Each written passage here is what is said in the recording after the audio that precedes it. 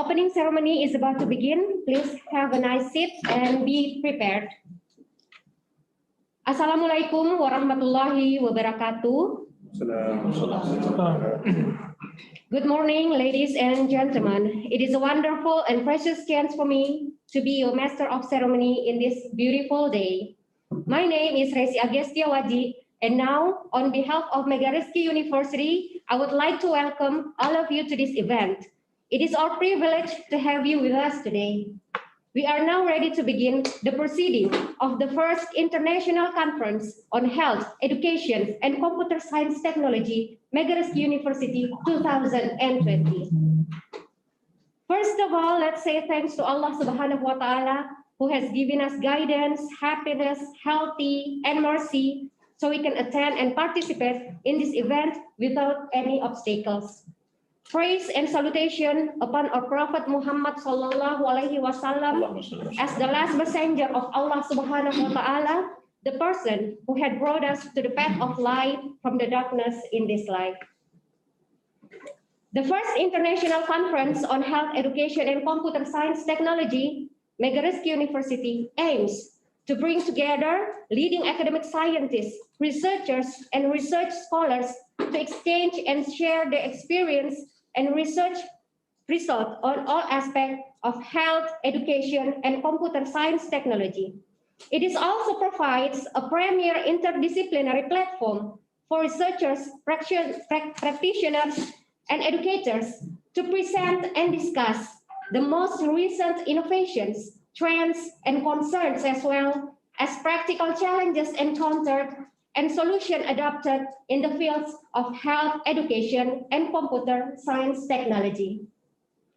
Before we proceed the program today, we would like to express our sincere gratitude to the Honorable Head of Islamic Education Foundation of Megareski Makassar, Mrs. Hajjah Suryani SH MH, the Honorable Rector of Megareski University, Professor Dr. Ali Aspar Mapahya SPPD SPJP Konsultan, the Honorable Deans of Megareski University, the Honorable Lecturers and students, and last but not least, the Honorable Distinguished Speakers, Participants, Delegates, ladies and gentlemen. Today, we will have 6 guest speakers presenting their point of view of today's international conference. We are very fortunate to have a very prominent professional speaking today, the Honorable Professor Dr. Nur Aisha Buang, Ph.D., Sister Merceditas O.Ang, SPC, Ph.D., Professor Srirath Gohwong, Ph.D., Alida R. Maralak, RN, M.H.Ph.D., Professor Dr. Ridwan Amiruddin, SKM, M.Kes, M.Sc, and Adjunct Professor Dr. Ismail Wekke. It is our privilege to have you with us today. Before we proceed further, I would like to invite the audience to stand up straight for the singing of National Anthem Indonesia Raya.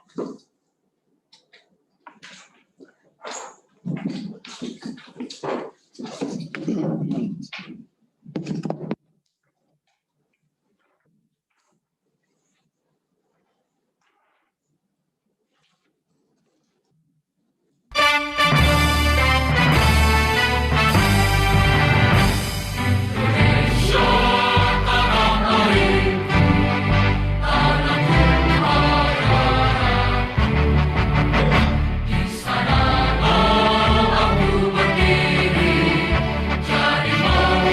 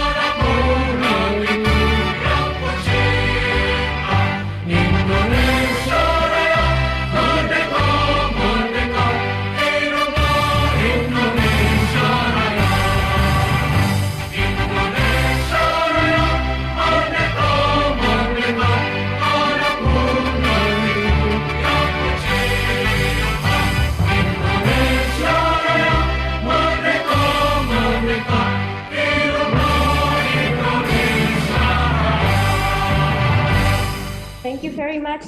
The audience may be seated.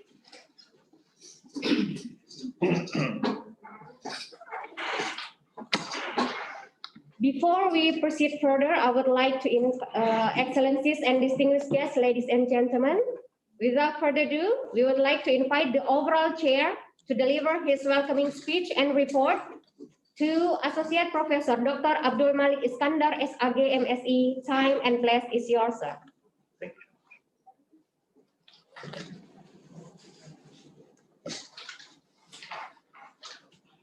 Hello, good morning. Bismillahirrahmanirrahim. Assalamualaikum warahmatullahi wabarakatuh. Rabbi shrah li sadri wa yassir li wahlul 'uqdatam min lisani yafqahu qawli. Thank you very much of your great attention of our international conference today.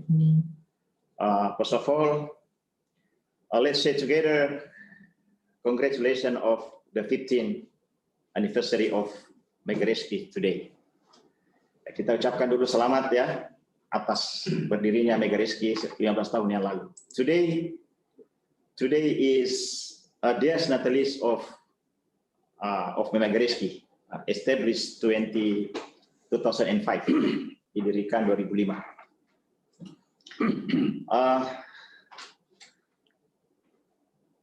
I think today is very grateful to God, Allah Subhanahu wa Ta'ala, all growth, all gracious and merciful, who has given us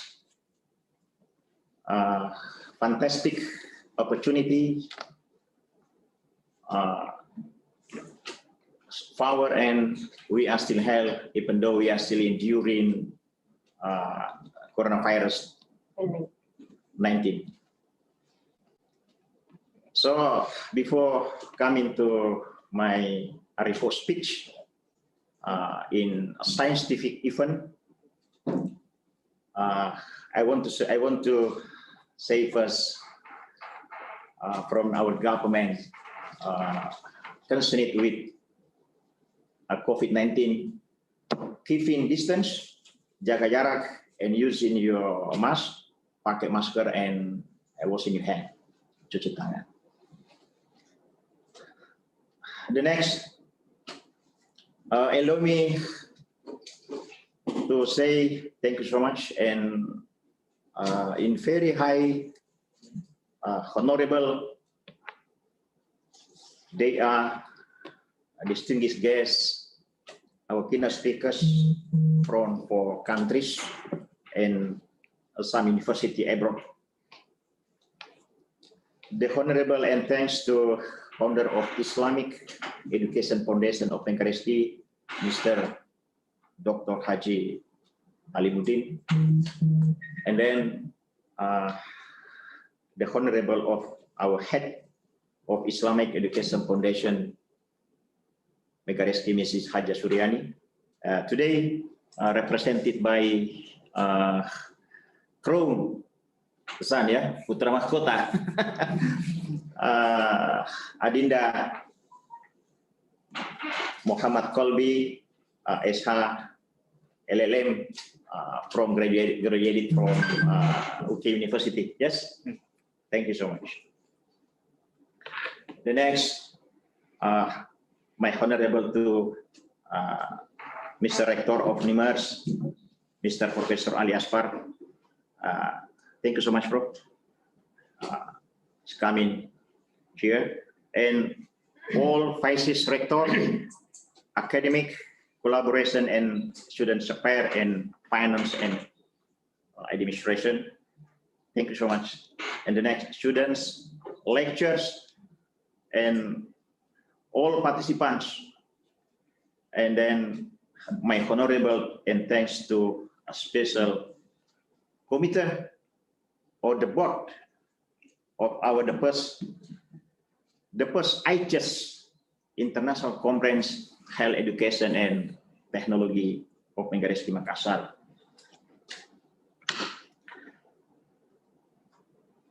Allow me to report of the site of the conference. First one is name of conference is the first international conference on health, education, science, technology of computer of Megareski. We always call ICHEST. The purpose of our conference is we are going to give some opportunities for lectures, for researchers to exchange idea directly through international scientific forum.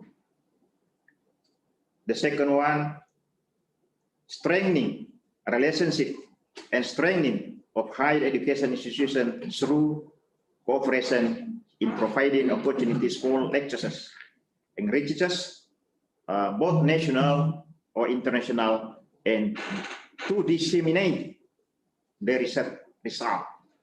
And the last is opening various fields of science and publication. The next, the participants consist of lectures, internal of Megareski and out of Megareski, teacher and student and presenters, and also keynote speakers. Target of our conference is 500 participants, and we get it because until now our participants almost 500 persons.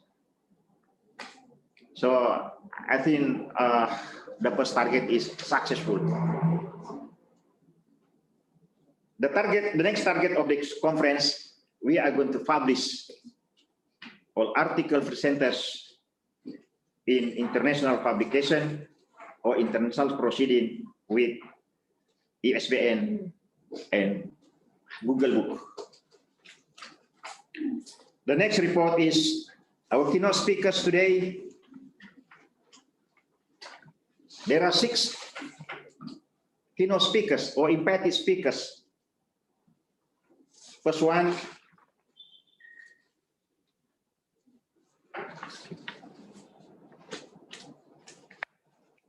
Professor Srirath Gohwong from Kasetsart University, Bangkok, Thailand.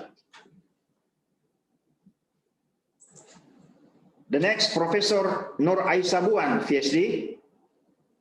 from University Kebangsaan, Malaysia. Sister Merceditas O.Ang, Ph.D. from St. Paul University. She is also a president of St. Paul University, Philippines. 4, Alida L.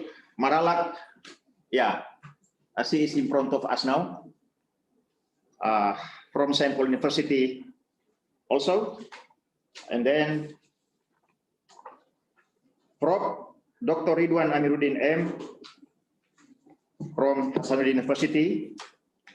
And the last is Adjunct Professor Dr. Ismail Wekke from CIEN, Southeast Asia Academic Mobility. Motto of the conference is Successful Conference, Megareski Excellence. I want to say in Indonesia, Sukses Kongres, Megareski Unggul. Some of participants, jumlah partisipan consists of 2. Number 1, non-presenters. Non-presenters is 350 participants, 350 peserta. And then paper presenters 105, 105 pemakalan. And then articles is certified articles. Who are they from? Dari mana pesertanya? Paper presenters consist of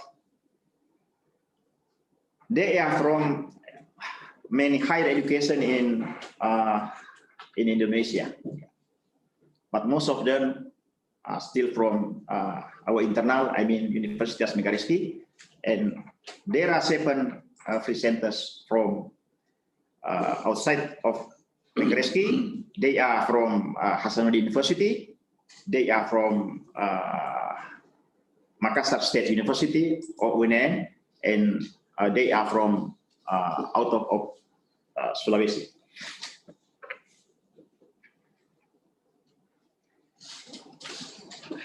The last conference session. This is one-day conference. We start in the morning until the afternoon. Consists of 4 sessions. The session 1 is we have done today. We have done now. We have doing now. Opening ceremony. And the session 1. And the sessions 2. Keynote presentation. Consists of 3 keynote speakers. And session 3 in the afternoon, setelah duhur, 3 keynote speakers,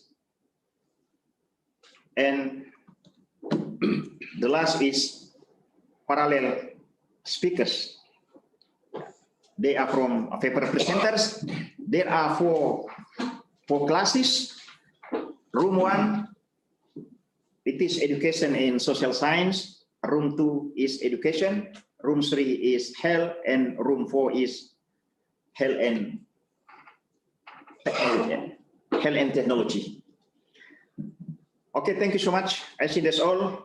Finally, as an overall chair, I do apologize if there is a weakness in the implementation of this international conference.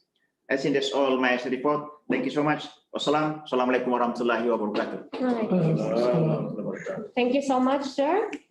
Continue. Excellencies and distinguished guests, ladies and gentlemen. Now we would like to invite the head of Islamic Education Foundation of Megareski Makassar to deliver her welcoming speech, which will be represented by the Secretary of the Foundation, to Mr. Muhammad Kalbi, SH, LLM. Time and place is yours, sir.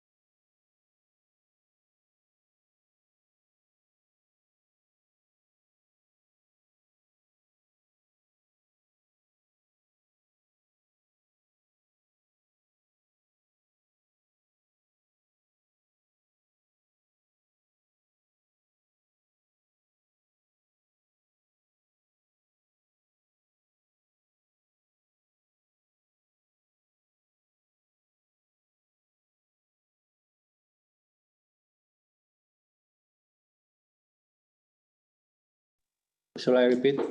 Maybe. Good morning, ladies and gentlemen. I would like to welcome you to the first international conference on Health Education and Computer Science Technology of Megareski University. Firstly, I want to welcome our colleagues and guests today, especially our guest coming from outside Indonesia. I'm very pleased that you accepted our invitation and decided to join with us today. It's an honor having you here. And before we get started, I would like to express my sincere appreciation to all of you who generously organized this event. We couldn't have done it without it. So, ladies and gentlemen, my name is Muhammad Kalbi. I'm currently the secretary of Megareski Foundation. And actually, I should not speak here. The idea was that our head of the foundation, Mrs. Suryani, should open this conference and welcome you.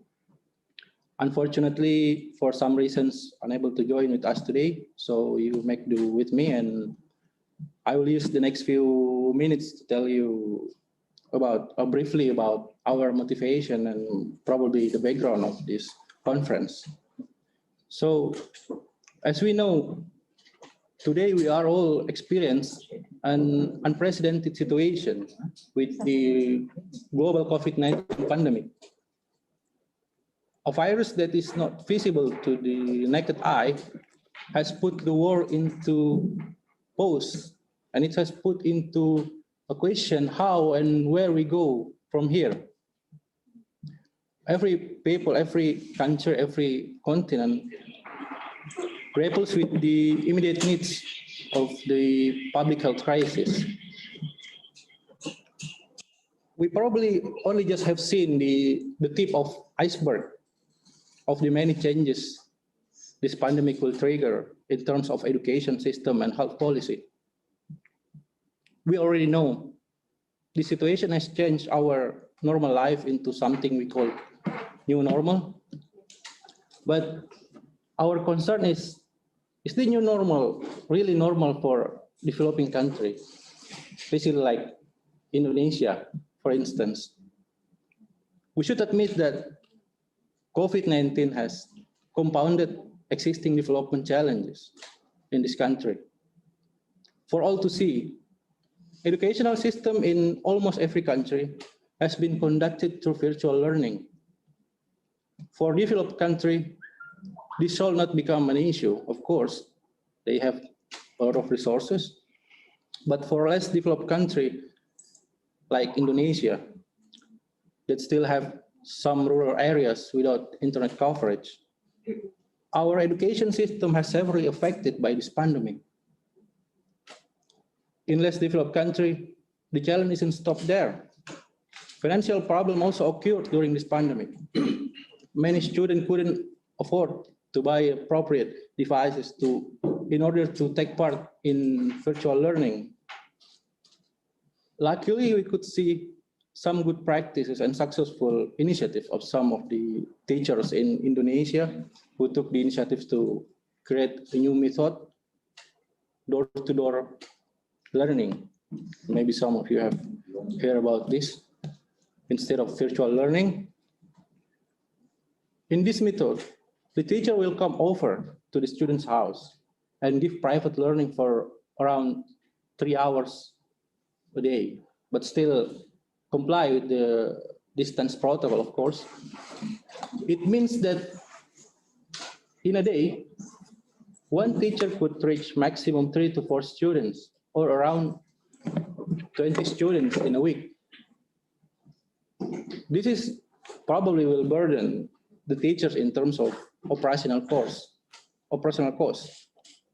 Luckily, Indonesian government responded to this and give some incentives to all the door-to-door teachers. But my point is, this is really inspiring. I mean, to see that even global pandemic like this couldn't stop our creativity and solidarity. Ladies and gentlemen, yes, we have a picture of both tremendous challenges, but also we see one of hopeful signs. The COVID-19 knows no boundaries, no races, no religions. It affects people here in Indonesia. It affects people in Thailand, in Philippines, in Malaysia, in everywhere. It teaches us that only global solution underpinned by solidarity and swift action can counter its force. And therefore, now we have a choice. First, to let the inequalities run even deeper with all the risks that we know triggers for all of us, or we act in solidarity to leave no one behind. Well, I don't want to take too much of your time, so I look forward to hearing your discussion and learning from your insight. Thank you very much, and have a nice day. Okay, thank you so much, Mr. Muhammad Fatih, SH LLM. And now, it's my deep pleasure to introduce the Rector of Megareski University to deliver his welcoming speech. And afterward, we would like to request the Rector of Megareski University to officially open the first international conference on health education and computer science technology Megareski University 2020. His Excellencies, Professor Dr. alias Parma Pahya, SPPD, SPCP Consultant. Time and place is yours, sir. Thank you.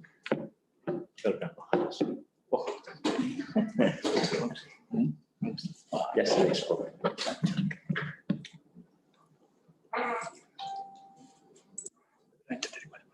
Bismillahirrahmanirrahim.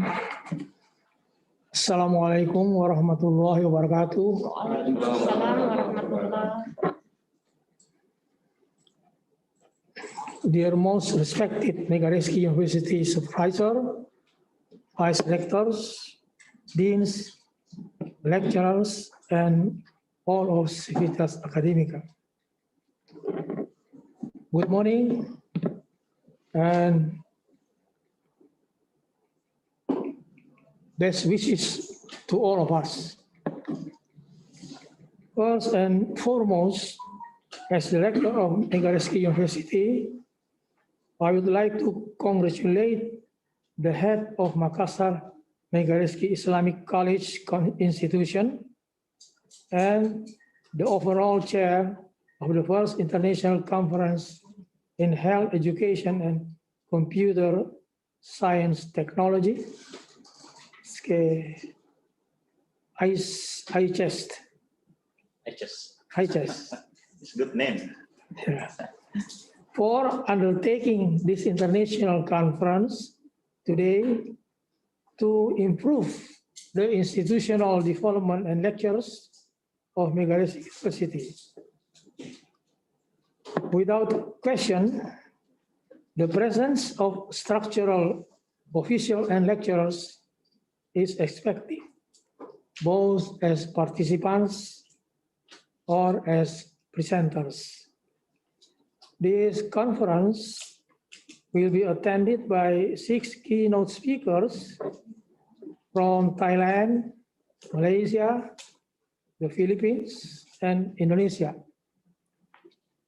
To all the keynote speakers, I would like to express my sincere gratitude to your participation and the knowledge that you would share with our institution and Civitas Academic.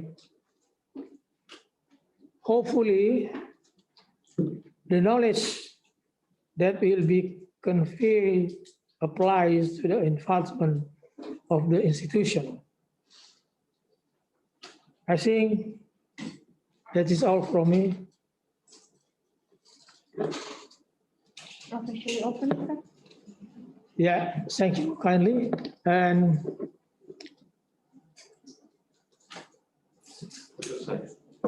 Just like it. Just like this. yeah. So this conference is officially open.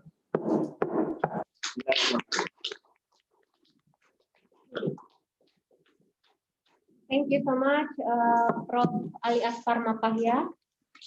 And excellencies, ladies and gentlemen, now we come to our main program, plenary session, which will be divided into sessions. For the first sessions will be led by our moderator, Associate Professor Dr. Abdul Malik Iskandar, SAG, MSc. Time and place is yours, sir.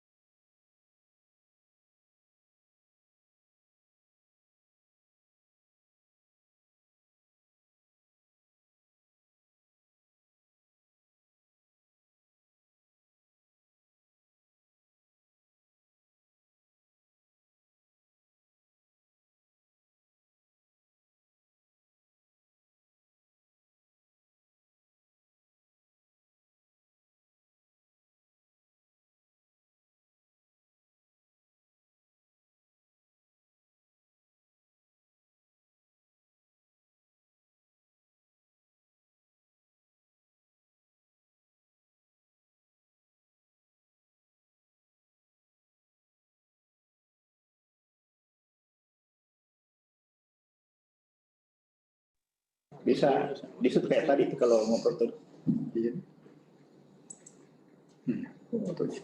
Nanti juga Ibu Ali coba disut ya di Zoom kalau dia yang ngobrol supaya mahasiswa bisa lihat.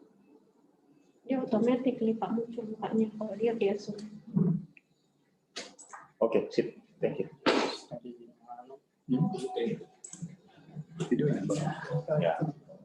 Ya, sip.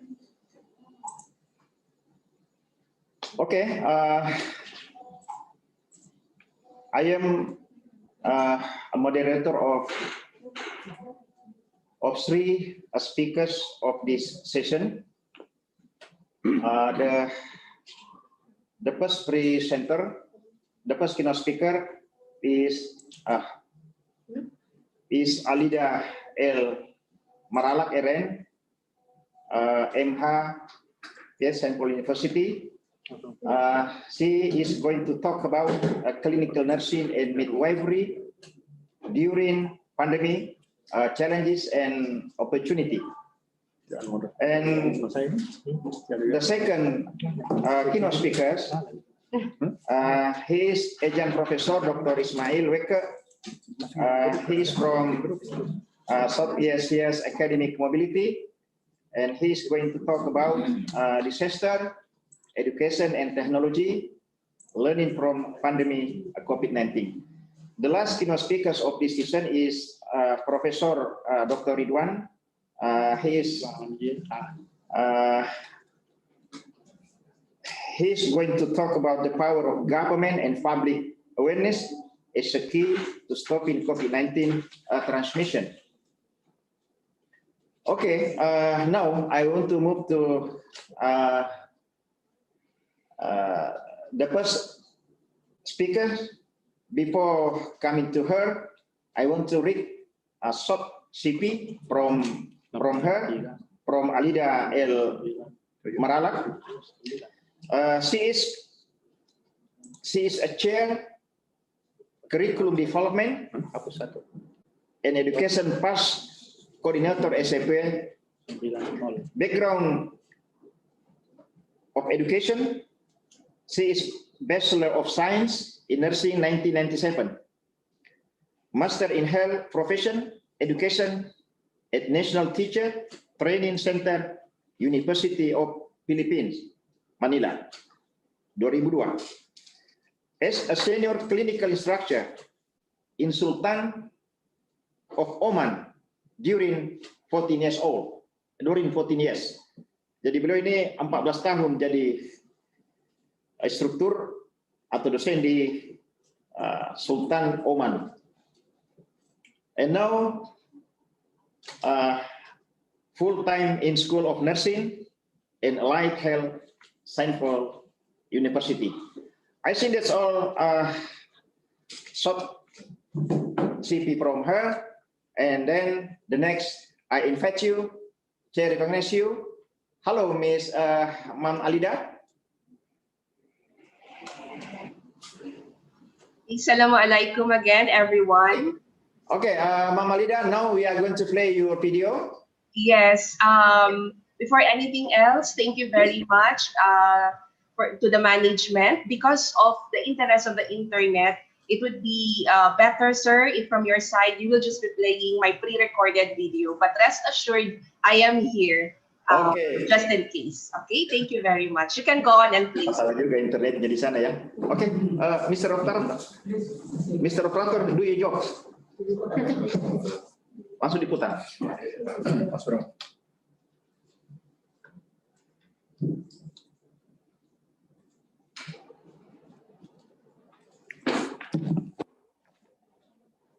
Sipul ke suaranya, Pak.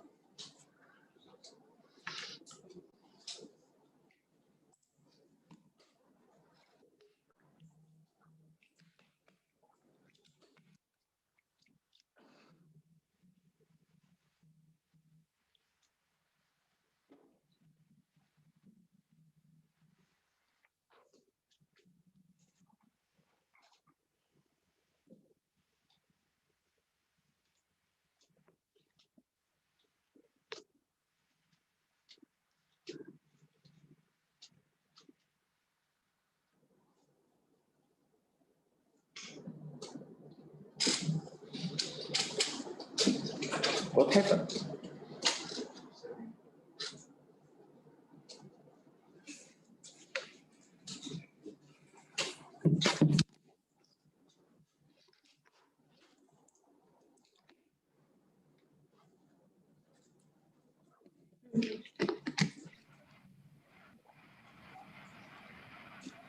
Selamat sore semuanya.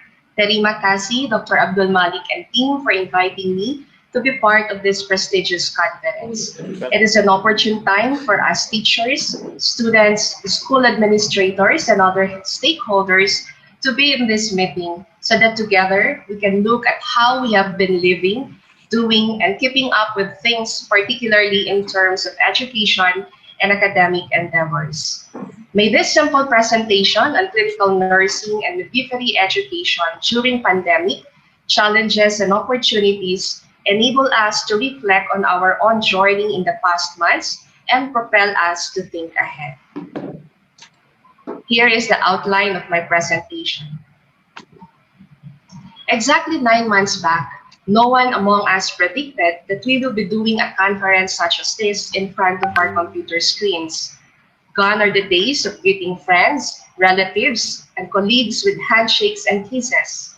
We were forced to go on lockdowns and had limited mobility. There was no recourse but to stay, work, and study at home. We have never imagined living in such a state. But this has been the year 2020 for us, wherever we are. In few days' time, we will enter another year, and we could only hope things get better. Little did we know that by the middle of March early this year, we would be ushered into an array of unprecedented circumstances. No one was ever prepared of what befell us. Suddenly, we have to use face masks and shields, be more meticulous in hand washing and sanitizing, abide quarantine procedures and lockdowns. The use of technology and the internet has never been the same to help us stay connected remotely. After the first 2.5 months of the year 2020, we have been forced to live a new normal. The American Dictionary defines new normal as a previously unfamiliar or atypical situation that has become standard, usual, or expected. The new normal breaks the norms that we have lived by. The response to the virus sent shockwaves globally, causing major disruption to every layer of social fabric with severe impacts that transcend the socio-economic aspects of life. In our June 2020 commentary in the Manila Times newspaper, Filipino columnist writer Tanhueco Tumapon used this statement by Charles Eisenstein to signify what it means to live during these pandemic times. It says, "We sense normal isn't coming back. Instead, we are being born into a new normal, a new kind of society, a new relationship to the earth, and a new experience of being human." On the first few weeks that the pandemic struck, all attention were drawn to the health, security, and economic aspects of life. But as time went by, the pandemic's effect on educational and professional training began to emerge. As governments and more organizations are doing transactions virtually, the question for the educational sector became apparent and at the same time disturbing. How can students locked within the confines of the home continue with schooling apart from their teachers and school facilities? In the health professions, that means being away from the clinical setup and training standards. It is even more pressing for the health professions to find immediate solutions and speed up the transition of educating students remotely, as medical staff were mostly among those affected and perished in the front lines. With schooling halted, will there be enough competent professionals to replace those whom we have lost? Higher education institutions have responsibility to continue and create programs which meet standards catering to emerging new normal needs for the various professions. The quality of future graduates and the number we need in the different professions to survive and for society to function, if unmet, would critically impact on human lives, on any country's economic future, the world, and beyond. With these predicaments, the academia marched forward and had to embrace the paradigm shift needed in the new normal. Hence, globally, we all embarked into virtual online teaching, relying on technology and the internet to forge teaching learning encounters, and in the process, encouraged us to explore creative and innovative ways to conduct classes while maintaining flexibility for more inclusive strategies of student engagement. Even before the pandemic began, we have been talking about the fourth industrial revolution, or FIRE, which focuses on smart technology, artificial intelligence, and robotics, all of which have already caused some sort of disruption in education as we imagine the future and help transform the educational landscape. The use of technology and the internet is not a new concept, as distance learning has been in place for years. However, the abrupt necessity of relying totally on all of this, sans face-to-face, is the educational disruption we all felt this year. As global response to maintain learning amidst the pandemic, the following strategies have been used to teach nursing and midwifery students. Distance learning, which could be in the form of self-learning modules or attending virtual classes. Blended learning, which is hybrid due to the integration of technology and digital media with traditional instructor-led classroom activities, and of course, the use of virtual simulations. In the Philippines, the Commission on Higher Education oversees the conduct of classes in state as well as private universities and colleges. In the midst of the pandemic, the Commissioner, Prospero de Vera, emphasized the importance of learning to continue by means of flexible learning modalities and called on all higher educational institutions to tap their innate resources and talents for innovation, as they are powerful agents of academic change. The journey educators and academic institutions took to implement online and virtual teaching learning platforms were far from easy and were usually wrought with challenges. Let us now take a look at some of these documented and expressed challenges. Due to the threat of COVID-19, colleges and universities have faced decisions about how to continue teaching and learning while keeping their faculty, staff, and students safe from a public health emergency that was fast-moving and not well understood. Many institutions have opted to cancel all face-to-face classes, including laboratories and other learning experiences, and have mandated that the faculty move their courses online to help prevent the spread of the virus. The first challenge for everyone is to go on remote learning and remote teaching. Remote teaching is defined simply as teaching outside of the classroom where the students and teachers are separated by distance. According to Lira et al., remote teaching adopted in times of pandemic can be configured in two styles, the emergency and the intentional. The term emergency remote teaching is used in times of crisis situations and catastrophes. It is configured as a temporary change. Everything returns to normal the moment the crisis has passed or is over. It is remote because students and teachers cannot go to the classroom, and emergency since there is not much time for planning, and therefore no one is really prepared for this type of teaching. The early phases of the pandemic somehow categorized our teaching learning endeavors in this particular sense. However, when we want to move forward in terms of the quality of learning, it is important to depart out of this emergency remote teaching and get into intentional remote teaching mode. In the latter, the teaching staff, the pedagogical team, and the managers think and prepare regarding this modality. It has the intentionality of learning and not simply the delivery of content or the delivery of lessons that define and measure the effectiveness of learning. There is an organizational process of this teaching so that strategies are centered on learning more than being able to deliver content. It has been challenging because as the months of the pandemic progressed, it is essential and imperative for academia to move into the intentional remote style. Being pushed to do all teaching online and in virtual mode, many terms have been used and introduced to describe activities and strategies that go along with it. It is a reality that not all faculty could have prior knowledge and engagements in such formats so that there could be misunderstanding on what these terms or jargons really mean.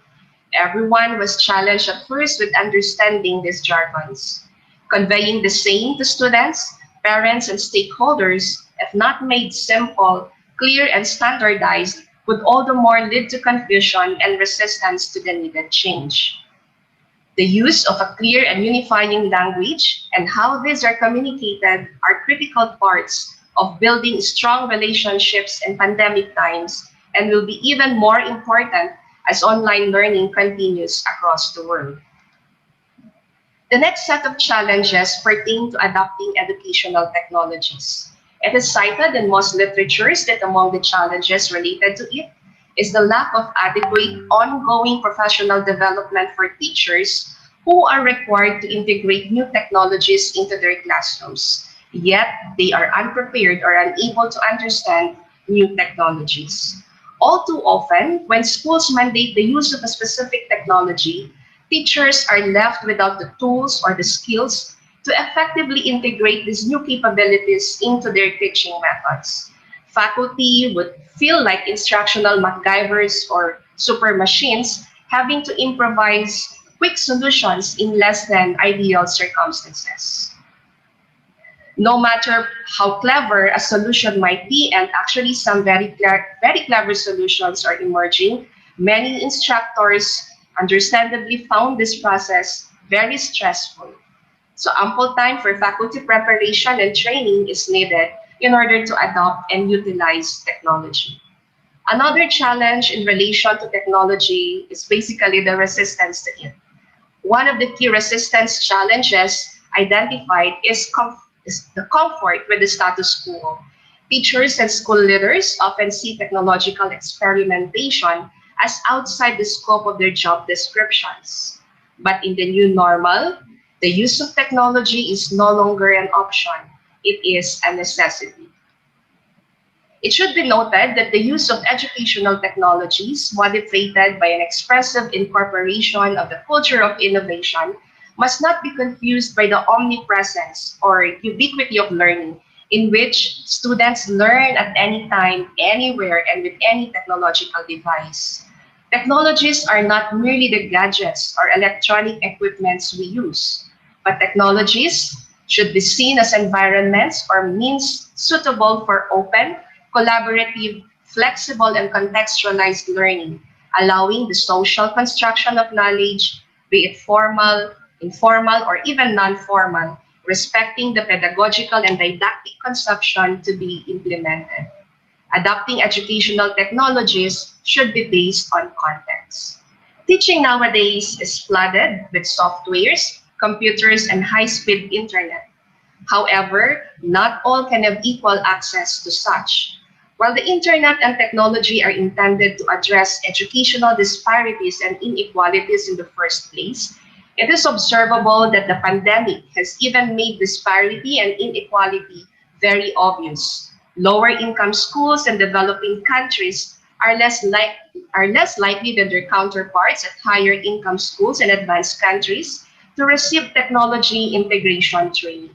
Instructors often struggle to explain and use the technology tools to their students in their own respective classrooms due to its absence, leading to thousands of students not being able to fully access resources.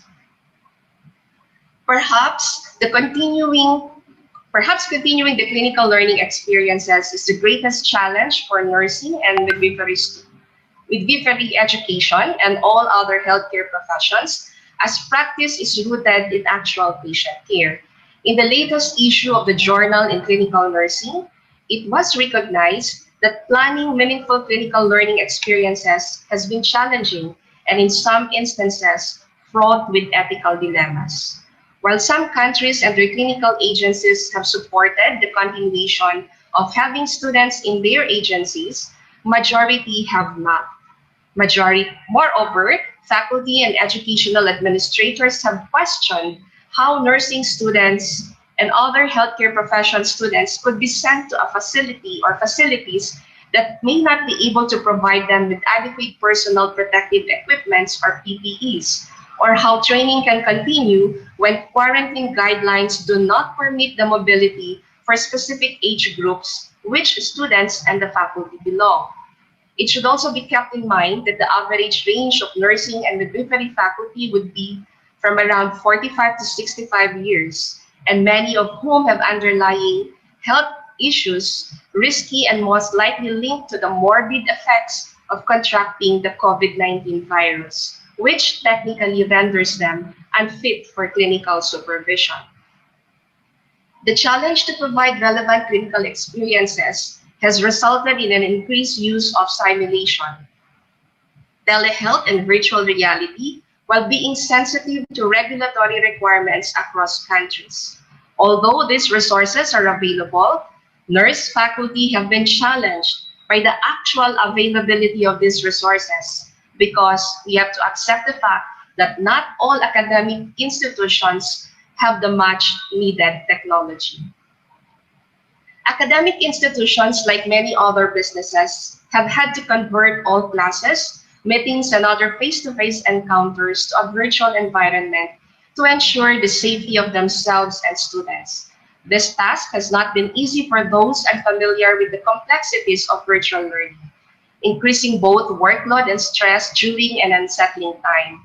These additional job demands on the faculty, coupled with ongoing organizational change, has required them to exercise their leadership abilities in unfamiliar areas, such as modifying clinical site requirements for nursing and midwifery students, and at the same time ensuring not to breach commission or accreditation standards, as well as collaborating with academic leadership on ways to maintain student retention, discover recovery strategies for the negative financial impact the pandemic has brought to schools, as well as to identify moral and creative ways to continue marketing for enrollment. Being online most of the time is already taking its toll on everybody's physical and mental health. There is such a thing now called as Zoom fatigue. And Zoom fatigue is defined as the physical and mental drain brought by frequent and lengthy interactions with colleagues and students using video conferencing tools. While Zoom has revolutionized online learning, the struggles and negative effects of being online all day persists. And since this is still a new reality that people are trying to cope and grope with, there is a high level of anxiety surrounding its use, whether it is the stress from speaking in front of the class, having the video camera on, being put on breakout rooms, or even adjusting to the new technology itself. It's completely overwhelming for many of us. Now, being online most of the time is taxing to the brain because it is unnatural for us to be staring at oneself and others in a rather very small screen. Staring at the screen for hours can be harmful to the eyes and can be especially exhausting when we conduct our Zoom conferences and classes back to back. According to Dr. Nigar Kirmani, a professor of medicine at Washington University School of Medicine in St. Louis, people have to concentrate on pictures and videos while attending Zoom conferences, and that can cause eye strain and headaches. In another study published in the Behavior Research and Therapy Journal, it showed that humans have the tendency to look at themselves in the camera rather than at the other people in the conference call. Sometimes, consistently looking at oneself can increase anxiety levels and even distract people from the task that they have to do at hand. In a study by Arebola and company in Spain, they found out that students who show a higher level of anxiety with online learning express more negative emotions and also perceive themselves with less academic self-efficacy. According to Albert Bandura, self-efficacy is the individual's ability to produce specific performance attainments. Therefore, a stressful situation such as the pandemic and confinement at home, together with a critical event such as an illness or death of a relative, a family member due to the pandemic, increases anxiety levels and influences the perception of academic self-efficacy. Perceived less self-efficacy could contribute to feelings or state of depression and helplessness for both students and faculty alike. Another challenge of online education is the lack of reliable and high-speed internet. Because of socioeconomic factors and disparities, we all realize that not all can do online classes, and that makes it difficult for academic achievements to be established. Low-income and minority students may also have to fight against the gap between students with internet access and those without. This new inequality is often called the digital divide, and it is a growing problem in education. Home learning is a concept that has never had to carry as much weight as it does today. And with the COVID-19 pandemic confining people around the world to their homes, universities have embraced remote classes and distance learning en masse. In our own experience with teaching nursing students in the first 3 months of the pandemic, from March to May, we found out that staying within the comforts of home in the early parts of the pandemic for them seemed to be a very cool idea at first. But when quarantine extensions persisted, the home environment has to be modified as the new classroom.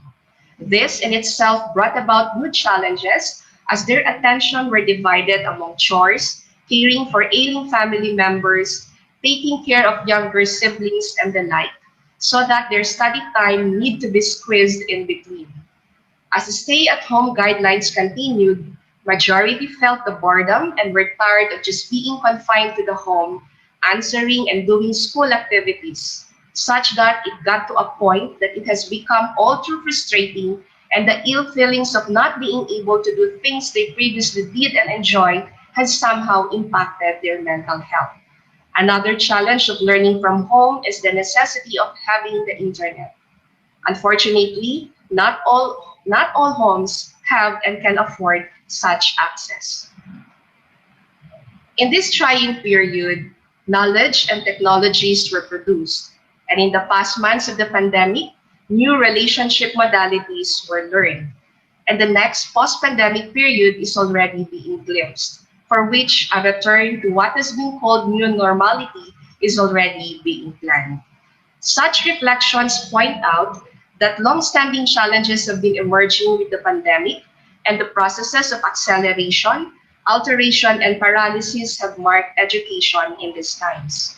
As we look forward to the return of physicality vis-a-vis safety and public health guidelines in universities and schools, we are once more reminded to reflect on carefully redesigning, remodeling, and reconfiguring teaching plans. The post-pandemic period should pave the way for the integration of epidemiological, technological, and psychological aspects of education with more intensity. Albert Einstein was famous for saying that in the middle of adversity, there is great opportunity. And so the challenges previously presented can serve as opportunities in disguise. And this now brings us to the presentation on opportunities that we can glean from the pandemic. 9 months into the pandemic and battling head-on with the above-mentioned challenges provide us with opportunities to integrate work around our fears and apprehensions so that we are able to carry on with our business in teaching. First, among an array of opportunities is the opportunity the pandemic afforded to all of us to go into deep reflection. Psychologists and literatures have been saying this for many years, that we have a deep and innate need to be around other people and share experiences and indeed our lives. All research shows that people who are more connected are happier and healthier in the long run. And while we all know this, the COVID-19 pandemic made us realize how important we need to be socially connected with one another. Specifically for education, there is a great opportunity to be creative and innovative in terms of designing curricula and identifying new paths for professional development and progression. It is in adversity that strength emerges. Therefore, the pandemic setback consists precisely in the fact of mobilizing us, mobilizing institutions and public power to rethink the paths that have been taken in the scope of higher education, science and technology, as well as the social and intersectorial functions of nursing and midwifery. Perhaps the time is now to reconsider what constitutes critical information and competencies for entry-level nurses and midwives. It is possible as well that given societal healthcare needs of the present, content considered critical decades ago are no longer relevant or cannot be learned in the current time frame. It is also all the more important to emphasize the role of continuing research and evaluation in determining the outcomes of the present pandemic teaching learning strategies for further planning. The pandemic also afforded us, or it can afford us, with an opportunity for interprofessional education and collaboration. In numerous practice settings, clinicians are reporting an increased interprofessional team feeling with greater communication and collaboration regarding patient care or the development of protocols. Healthcare providers are demonstrating enhanced concern for each other's physical and psychological well-being. Before COVID-19, this particular interprofessional education and collaboration efforts have already been established, and the pandemic probably is just an avenue for us to speed it up. Okay, the pandemic has created shared experience across professions and across healthcare institutions, unlike any that we have experienced today.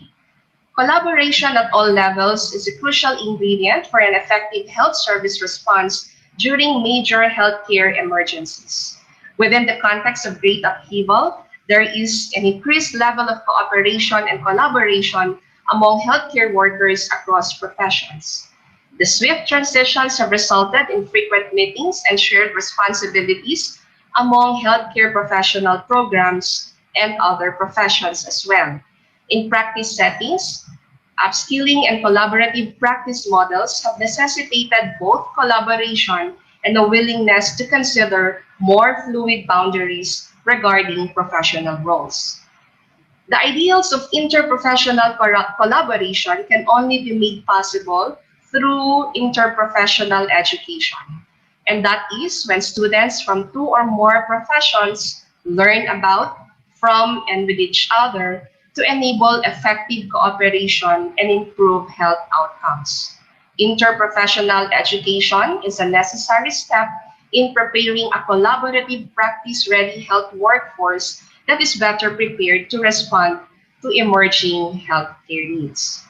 With the necessity of using technology and information science, the inclusion of information technology or IT partners is a fertile ground for more meaningful collaborations as well. Now, the pandemic also provides an opportunity for nurses and midwives to assert their healthcare leadership roles anew. The pandemic underscored the need to ensure nurses and midwives are trained to handle and anticipate changes to environmental health quickly. This crisis likewise has brought more nursing and midwifery leaders, and it would be good to see how they, as leaders, have adopted education in response to the pandemic, how it may continue to change in the upcoming months and years, and the imperative for leaders to remain proactive. Before I end this presentation, I would like to take some time to briefly share with you our own experiences and learnings in the School of Nursing and Allied Health Sciences, College of Nursing in response to the pandemic. As of this time, education in the entire country is mostly done virtually, online, and in some areas by modular means. The Commission on Higher Education COVID Advisory Number 7 as of May 24, 2020 stands still with its stipulation that all on-the-job trainings, internships, and clinical placements locally or internationally are put on hold until the quarantine protocols are lifted. While there are ongoing consultations on how to plan slowly returning to schools and universities early next year, the President of the Republic remains steadfast in his decision that unless vaccines are made available, all face-to-face classes remain suspended. Working on these premises and developments, St. Paul University of Philippines is a higher institution of learning, and being true to its commitment of providing quality Paulinian education, took great efforts and initiatives to move out and move on from emergency remote teaching and embark in the digital transformation of the university. The conscious and deliberate efforts we all contributed as Paulinian educators to embrace the new normal enabled us to talk to students and parents on how we intend to redesign instructional delivery virtually and how they can help. Their concerns, ideas, and suggestions were also taken into consideration and incorporated in our planning. Such meetings and encounters with parents and students renewed a sense of connection and purpose to prevail and continue educating students in the midst of this crisis. It is with this renewed connectedness and purpose that motivated the university administration and faculty all the more to engage in trainings, workshops, and onboarding activities to integrate technology in teaching. We have partnered with foreign companies involved in learning management systems and online solutions to leverage and facilitate our blended learning teaching strategies and approaches. And more importantly, we maintain the much needed frequent team meetings virtually to resolve issues if there are, and continue with planning, implementation, and evaluation activities. We know that much work is still underway and we are far from settled. Preparing for the post-pandemic return to normal in itself propels us to continue learning and evolving as a Paulinian family. In conclusion, the present pandemic, with all the strives and challenges that come with it, offers distinct opportunities for nursing and midwifery educators, practitioners, researchers, and consumers of services, learning, and healthcare in general. It reminds us to retain what has served best in terms of education and practice in the past, but it also encourages all of us to break away from what is not working well and, more than imagining, to live in the new. While we all hope and pray that the pandemic ends soon, its impact has already changed and will continue to change all aspects of our lives for many, many years to come. Lastly, and I quote Dr. Karen Marin, Professor Emerita of the University of Wisconsin, "Those of us who are responsible for educating future nurses must continue to reinforce the essential contribution nurses make to the health of society. Nurse faculty must assure students that they will be provided with an education that prepares them to be knowledgeable caregivers. To do less would be a travesty and would threaten the future supply of nurses, a supply that will continue to be badly needed." So that is all for this presentation. Here are the references that I have used. And to the organizers and the management of Universitas Megareski, Terima kasih. It is a privilege to present in this academic event. Maraming salamat po and good afternoon once again.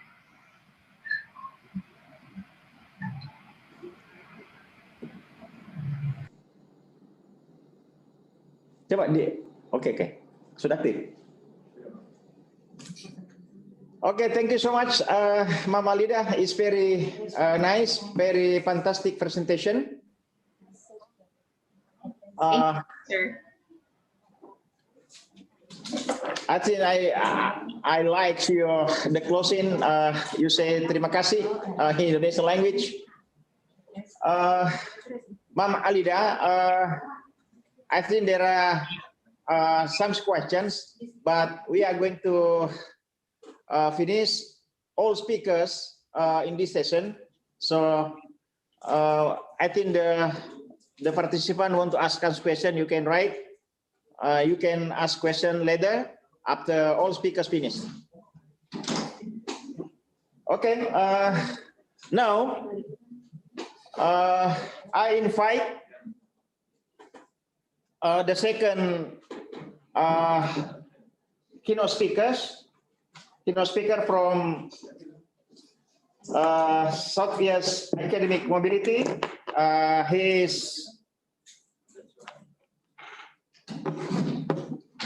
He is Adjunct Professor Dr. Ismail. And then before I finish him to present, allow me to read curriculum vitae from him. But I hope I can read the short one because he has a very long CP. He is graduated from a doctoral program, University Kebangsaan Malaysia, dengan program by scholarship program.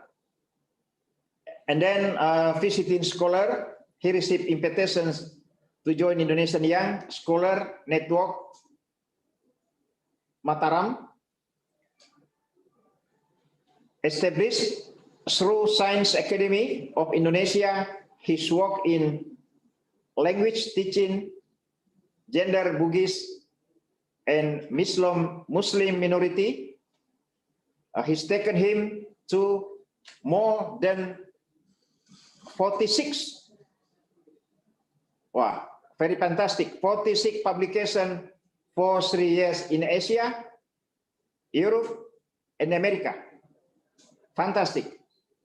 He published 17 articles on dictee, accredited journals, and 7 articles on journals EC index. And since 2013, every year he published 2 books, and one of them individual research, and another one as research team. Now the speakers now is number 23, yes, on national, yeah, Sinta, yeah. And the last from him, he's from Southeast Asia Academic Mobility. To know about his presentation directly, I invite him to present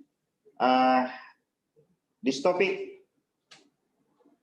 Disaster Education and Technology, Learning from Pandemic COVID-19. Chair, recognize you.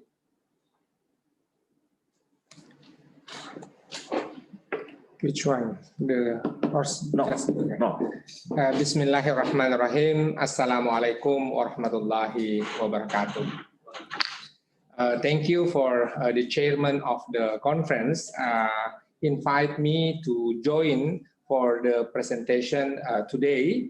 It is a honor for me to speak out about the topic as a part of the conference. And I would like to congratulate Universitas Megareski Makassar for being as the organizing committee and the same time chair the conference. And it is as a starting point for us, Southeast Asia Academic Mobility, in short, SEAM, to have this collaboration. At the same time, we have in Bahasa, Yayasan Intelijensia Indonesia, as a kind support of the conference for this event.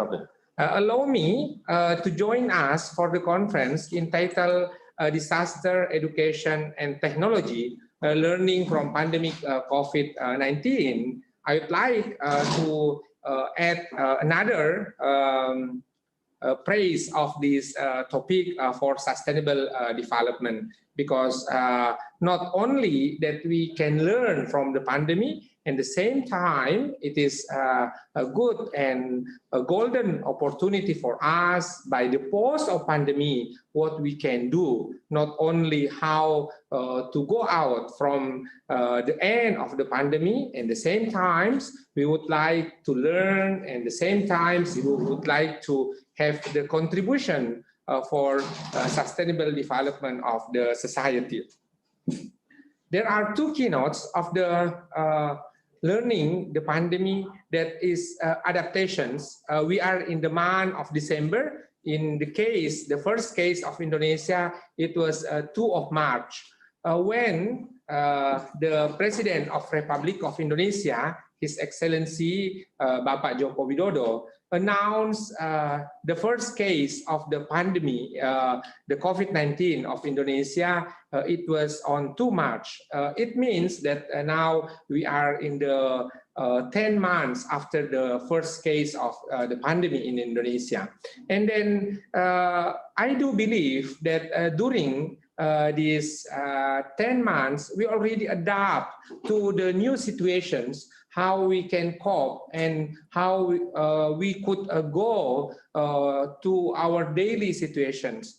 It might be for those who has experience in the boarding school, that when we were in the junior and senior high school, that is compulsory for us to have to take a nap after the lunch time. And then it seems that when we come to the pandemic situation, it going back these traditions, because after graduate from senior high school, we are too busy to have a lot of things in student activity and going forward for master and doctorate, no time without learning at the time. But it is a golden time for us. It is a given from our God that we can have take a nap after lunch, and we can have our family time most of the day, even that some parents complain about this situation. But if we can recognize once again that actually the first and the only education institutions in the world is family, not the school. School itself, it's only the support system for us. Therefore, why we could send our student, why we could send our children going to the school, and then they will be the student of the another person. It is again and again, I would like to say. Do you want to share your? Yeah. Do you want to share your PowerPoint? Yeah. Okay. How we could share it? Just Coba dibantu dulu Pak. Share screen. yeah, waiting for the share screen from the technical. Bisa tidak bisa langsung ke enggak join Dik? Oke. Atau saya share filenya. Oke. Prof belum join. Nanti di sini saja. Bisa share ke saya saja, Prof. Sebentar.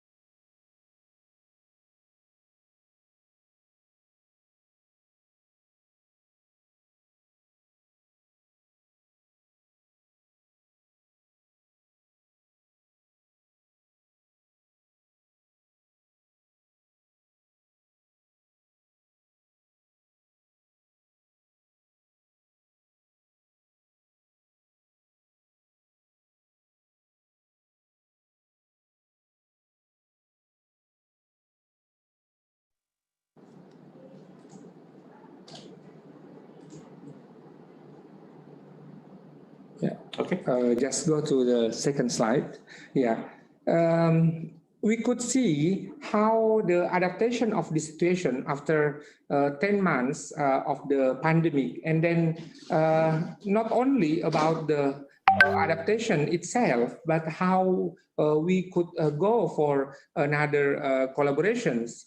Nowadays, we are talking about the vaccines, but I do believe that not only one person or any one will find out these situations, but they will find in collaboration in a team.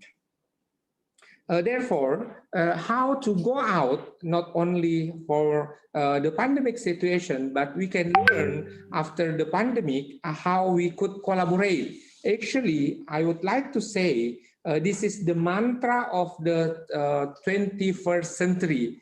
In the 20th century, somehow we are going for competition each other, but now it is a must that we have the collaborations. There is no such one thing that we could go and we can solve the problem as the power of small people, but the big people as a team. Another term that I would like to say that actually we have a music band in Indonesia to say that Superman is dead. It means that the live one is a super team. So how to go out from any kind of disaster of the problem of the human being is another one is collaboration. For those are Muslim, we do believe that not only as a pray and lunch or any kind of meals as a way to get the barakah, but at the same time, how the collaboration, it means as jama'ah, in the same times that we can integrate our daily life as the value system of our belief or religion, not only as the one pray, but all the activities itself is a part of the ibadah itself. Next.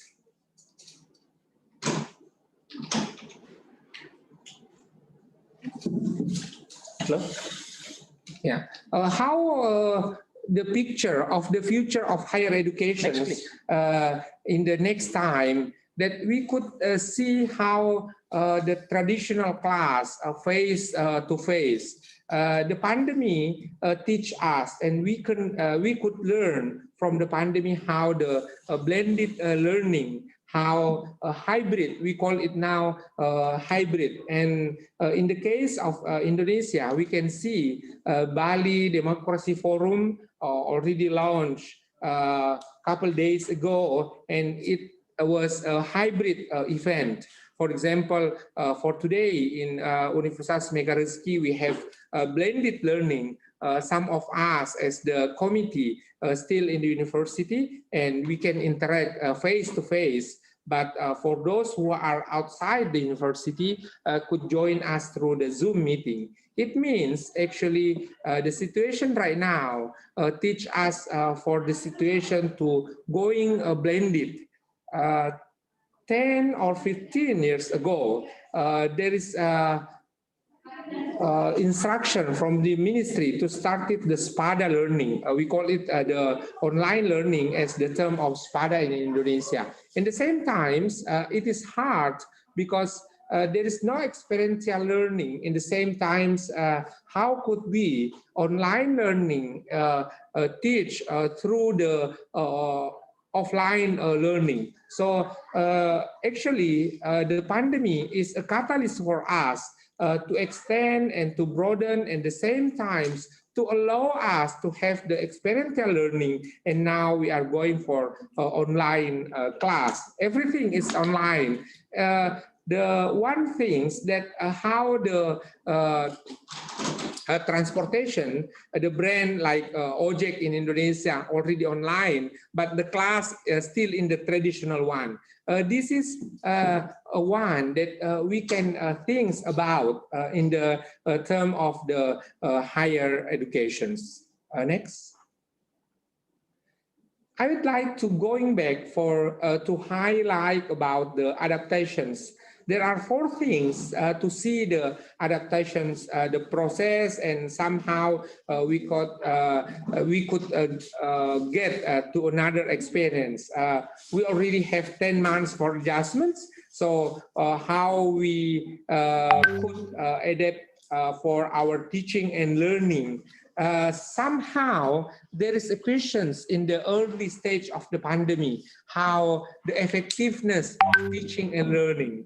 But before answering these questions, I would like to share for us, for the lecturers, for the teachers, if you are questioning about the effectiveness of teaching and learning through the online method or through online media, it might be your actual teaching and learning is another questions. Because if you are going for teaching and learning just as speaking over there, you have 2 hours in the actual class face-to-face only as the speaking itself and the teacher learning center, it might be we are facing a hard line of online things. And then we could see the online resources nowadays, what you are searching for. Everything is there in the online. As long as it is on the earth, you can find a lot of things on the online resources, from books, journals, even that you want to learn any kind of cooking. And we could prove in Indonesian case, especially in South Sulawesi, there is technicians from the small laboratorium. I could not say it is not laboratorium actually, it is only a workshop in his home, lovely home, and he could make a plane, and not actually plane because it is not certified, but he could fly in 500 meters. And the answering that he only learned from the YouTube, he only learned from the online resources. So I come into conclusion that the only one that we could not transfer from the online resources, it is about the aroma. If you are cooking here in the university and the friends still watching outside there, the aroma of cooking could not be transferred. But everything's through the online learning, the virtual learning could be transferred. I'd like to share in one occasions, I was on the same screen with the Ustadz Abdul Somad, the popular outstanding da'i or preacher in Indonesia. And I don't know how the situation at the time, but I got to cry when I asked what is his message for me or for us in the time of Papua, because the host at the time is graduate program from the higher education, Islamic higher education in Papua. And then I was crying in couple minutes because he touched our heart or our emotional at the time. So I do believe that learning society, actually it's about adaptation. Why we are convert in the traditional, to say it traditional right now face-to-face, because we learn and adapt in 100 years about that situation. But the pandemic again and again allow us to learn a lot of things. Next.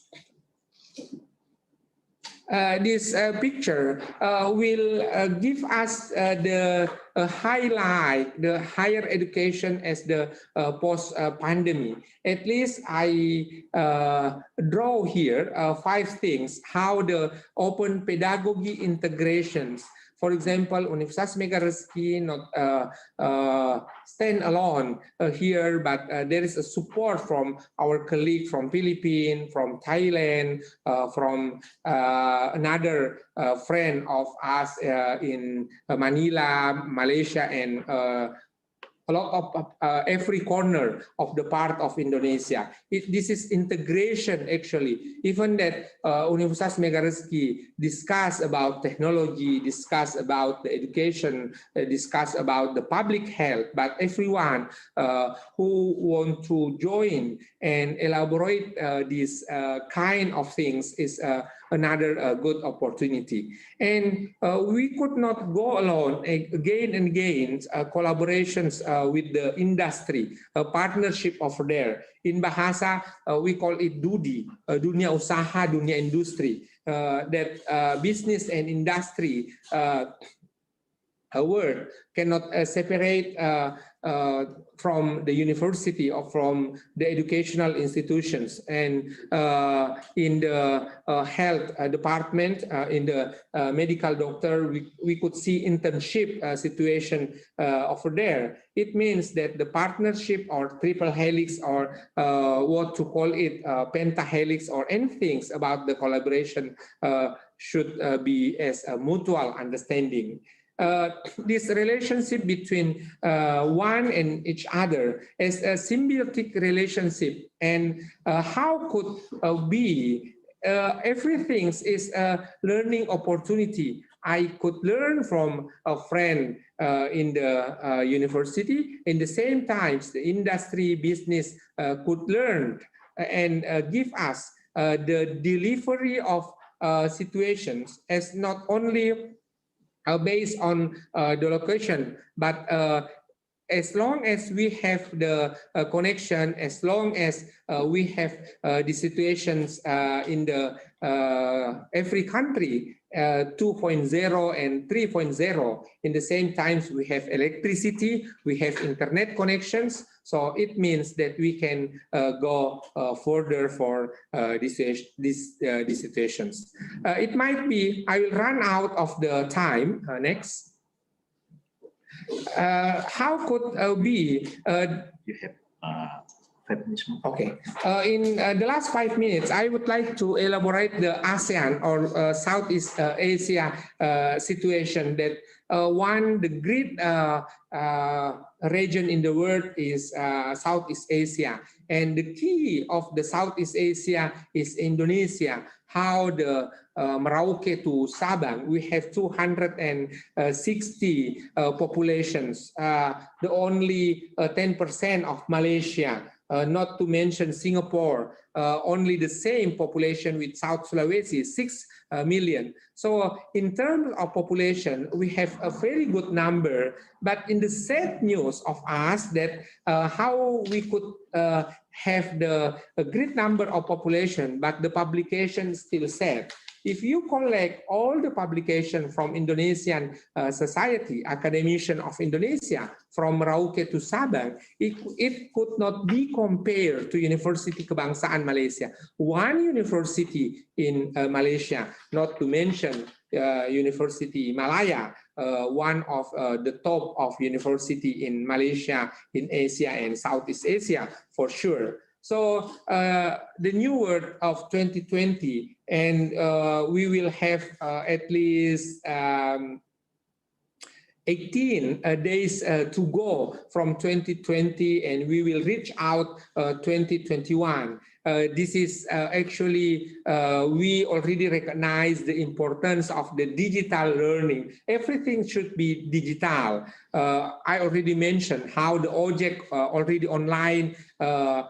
For sure, the journal, the book should be online. And then we already meet the new situation, how the accreditation in Indonesia already online. Since we have Sabto and the 2020 give us opportunity to make it, the visitations, the assessment, it should be online. So this situation will shape the future of educating people.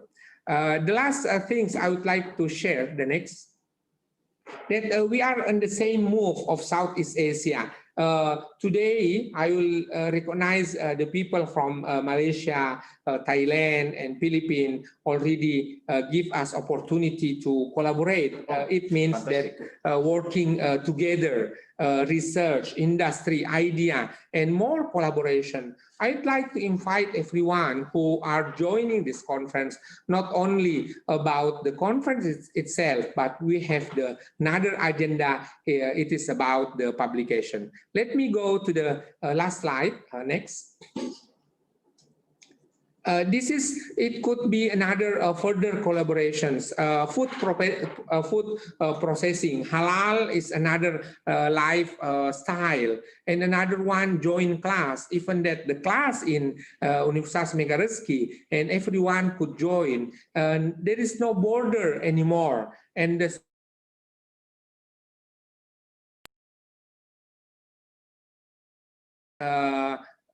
interdisciplinary studies, student international symposium, for example. And one thing that publication, the learning itself, how we could publish these discussions, how we could publish what the topic of our discussion, and it will be contribution as the pyramid of the knowledge. I would like to thank everyone to joining for the 30 minutes for my presentation. And again, I would like to congratulate Universitas Megareski, make it happens, and it is a honor for me to present. Thank you. Okay. I think a very fantastic presentation from Professor Dr. Ismail. Nice topic, I think. Thank you so much, Prof. And now we are going to the last speakers of this session. Coba kita kontak dulu, Prof. Assalamualaikum, Prof.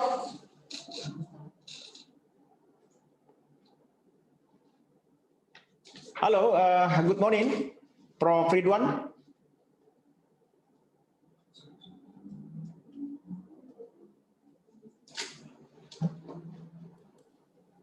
Ya, assalamualaikum. Waalaikumsalam warahmatullahi wabarakatuh. Alhamdulillah, Prof. Thank you very much, Prof. Ismail, who has presented his topic. I think this is very fantastic presentation. And I think also all participants want to ask some questions. So after all speakers' decisions spoken, we are going to move to question and a session. Now we are going to directly to Professor Dr. Ridwan Amiruddin. Before coming to his presentation, I want to read very short one CP, because if I read the long one, I think I need 15 minutes. Yeah, so I want to read the short one, Prof. The first one is Professor Dr. Ridwan Amiruddin. He is expert of public health or epidemiolog Hasanuddin University. And the second one is he is head of consulting team for acceleration of handling COVID of South Sulawesi. Jadi beliau adalah ketua tim konsultan percepatan dan penanganan COVID Sulawesi Selatan Indonesia. I cannot read, I think, all publication because it's very long. Directly, Prof, I invite you, recognize for you. You will talk until 11:10. Yeah, thank you. Okay. Saya bisa to share my PowerPoint. Okay, thank you. Okay, thank you very much. Yes. Sudah bisa, Prof, langsung share? Yeah. Bisa, okay. Okay, can you see my presentation?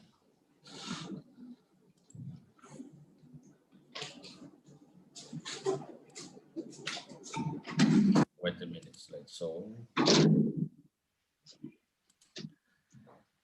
Okay, good morning, ladies and gentlemen.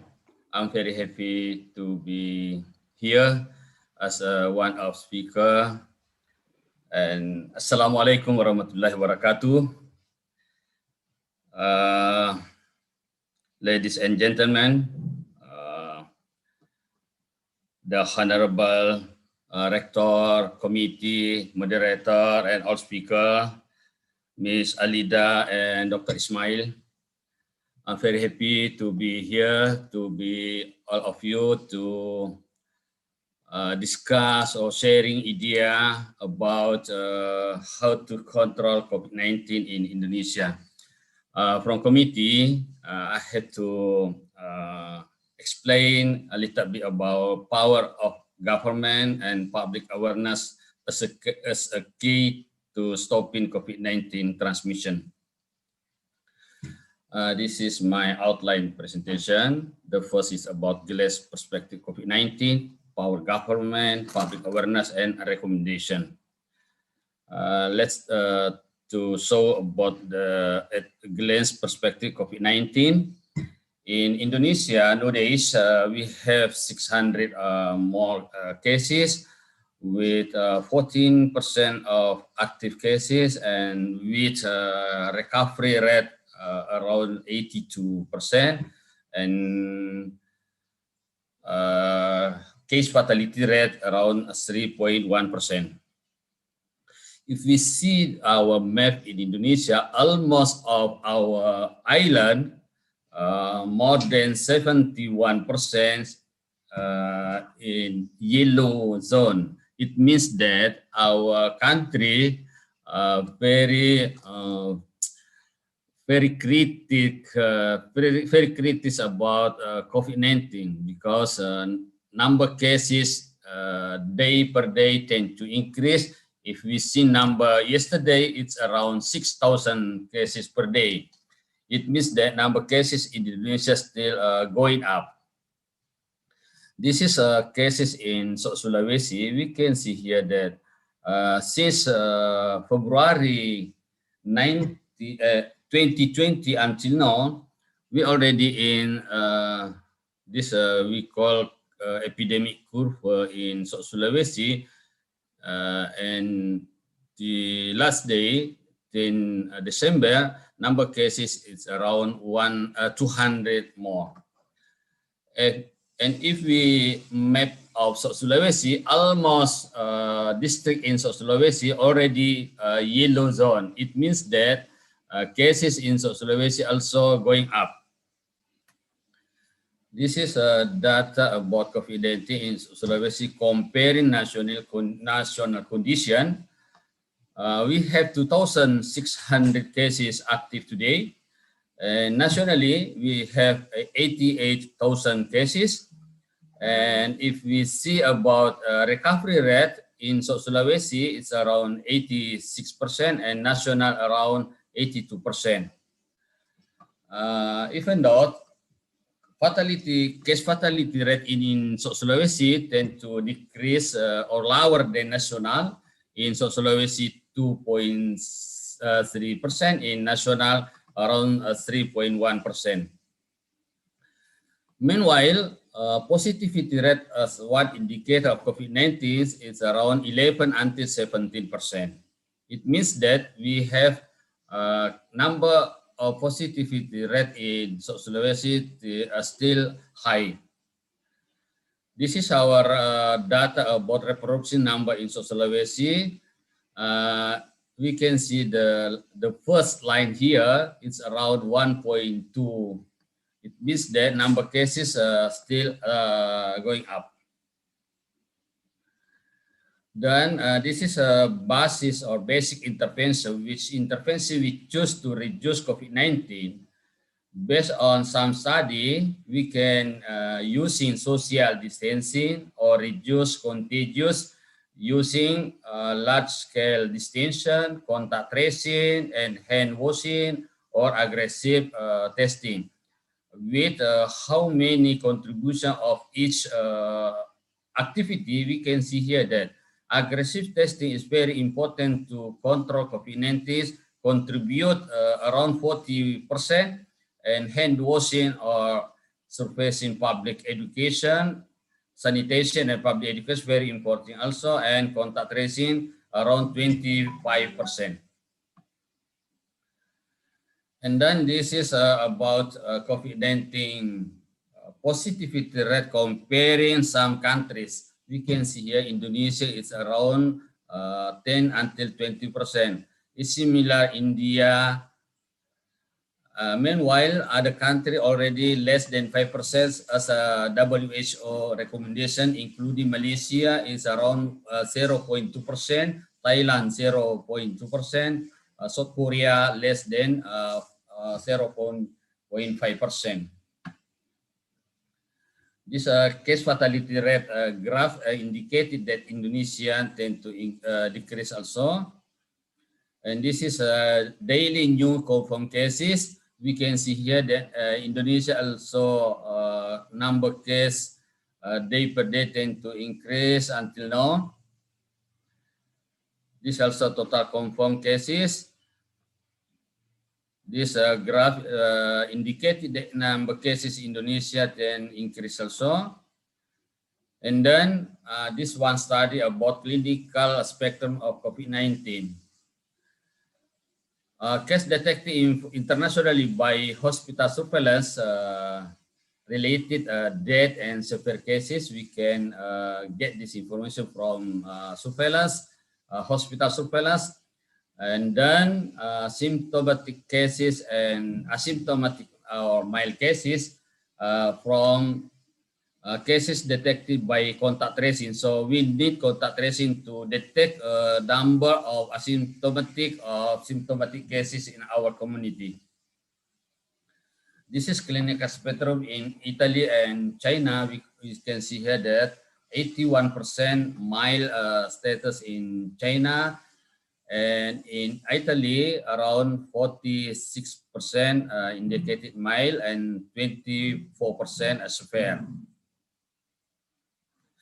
This is symptom and comorbid COVID-19 in England. It's similar in Indonesia also. Comorbidity in England, chronic cardiac disease, diabetic, pulmonary disease, chronic kidney. This similar in Indonesia, we have a comorbidity also. And this is a risk factor of death COVID-19. This indicated that increasing of age is also increasing number of death of COVID-19. Chronic cardiac disease, chronic pulmonary, kidney, diabetic, and obesity is a risk factor of number death of COVID-19. Okay, this is some symptoms of survivors of non-survivor of COVID-19, including fever, cough, dyspnea, and ICU admission. So we no discussion about the power of government to control of COVID-19. As WHO mentioned, that health is a human right. No one should get sick or die just because they are poor or because they cannot access to the services they needed. So this is a government responsibility to provide health for all people in our country. The government activities to control COVID-19, including quarantine or isolation, monitoring COVID-19, testing, investigating, risk communication, and empowerment. From here, Indonesian government already established one unit to control COVID-19. We call COVID-19 Go ID. And then this is a regulation already established from government. Many regulations already set up. This is about guideline to manage COVID-19 health services in our community also. We know that COVID-19 not only about health, but it's also about social life, education, like mentioned from previous speaker. Our government already also provide a few or some number of vaccine for vulnerable people in our country. To know how many people COVID-19, we need some laboratory. So in Indonesia nowadays, we have 466 laboratory to testing COVID-19. And from that, we can see here that number testing in people in Indonesia still very low comparing another country like India, Japan, German, United States, and other country. It means that we need more number of people to testing to know how the condition, distribution, and determinant of COVID-19 in Indonesia. From budget, Indonesia already provide enough budgeting. Government is planning to spend only 664 trillion to manage to control COVID-19. Compare the number to control COVID-19 the other country, this number is still very low. So this one government function to control COVID-19. The first is very important since it's about providing leadership, shaping research agenda, including provide vaccine and other medical to control patient in our hospital, setting norm or standard, and articulating ethical evidence, providing technical support and monitoring the health situation and assessing health trend in our country. This is one situation in Sulawesi. This is about number testing. From February until now, we already testing COVID-19 around 21,000 people, with capacity laboratory around more than 4,000, and we have positivity rate around 9.6%. This is still higher than WHO standard, below 5%. This is a graph indicated that number of cure rate tend to increase.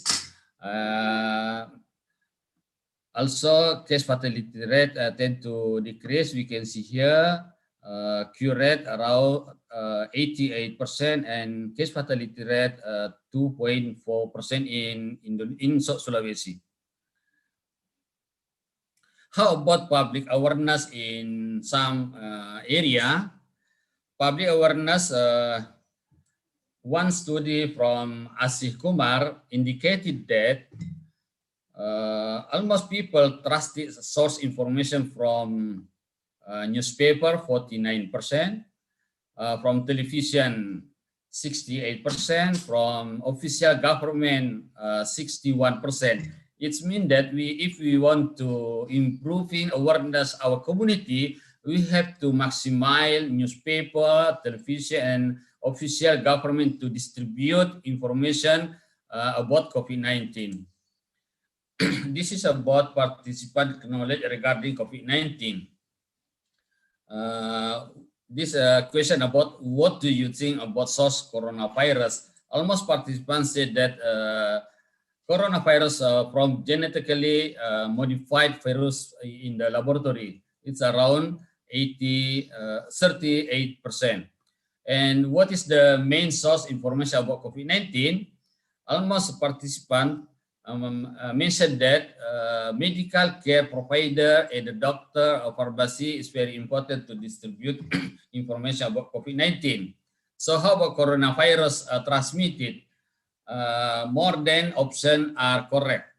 Its number 78%. It means that distribution or transmission of COVID-19 not only breathed but by droplet or contaminated surfaces. The next about the community awareness of the how to prevent, measure, and proper procedure COVID-19. Almost people mentioned that all options are correct, including hand washing, using soap, wearing mask, drink plenty or hot fluids, and take vitamin, using hand sanitizer, avoid tossing, avoid crowds, and all options are correct. This is about how to control spread COVID-19. almost participant, 87% mentioned that isolation infected person, isolating people coming from infected area, isolating people close to uninfected patient, stop school, all options are correct. This is indicated that all participants know how to control distribution of COVID-19.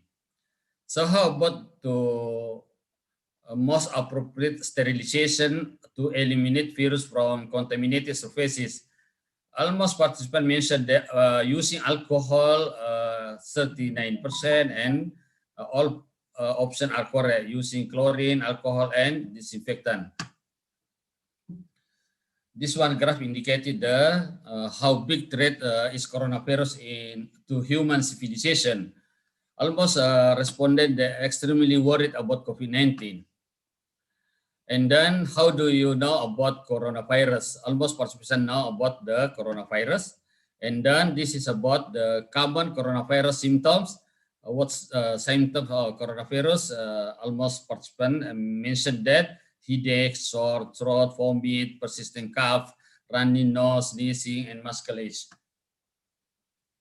This is about, according to you, what are the possible prevention from coronavirus? How to prevent coronavirus? Almost participants mentioned that exercise regularly, including yoga, avoid face-to-face meeting, avoid traveling, wash hand, avoid going to market, avoid morning walk, avoid going to the office, always wearing your mask, eating ginger, drinking warm water, avoid going out in cold weather, and social distancing. This is very strong.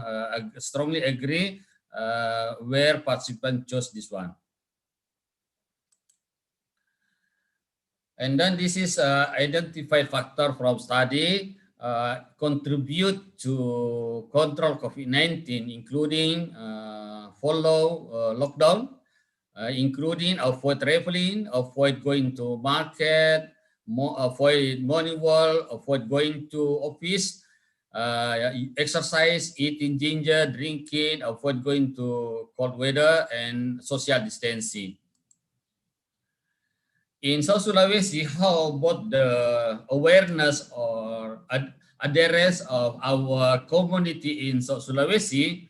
Number of people using mask or wearing mask day per day, we can see in this graph, it's around 80% of people in South Sulawesi is using mask, and outside from Sulawesi below, it's around 79%. And how to social distance is still low.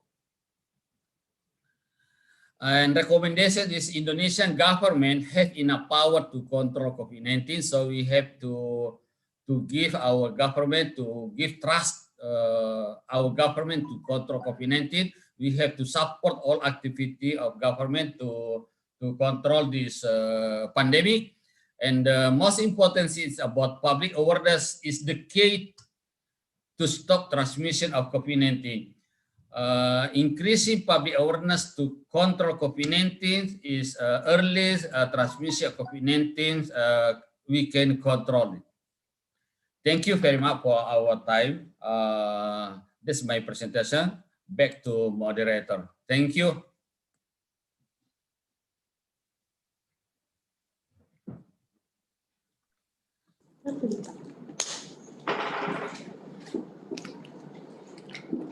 Okay, thank you so much, Prof. It is very fantastic presentation, and then you talk very on time. Okay, well, everybody, well, participant, ladies and gentlemen, we are going to move to the next session is discussion session. So now, our regulation of ask questions, we can use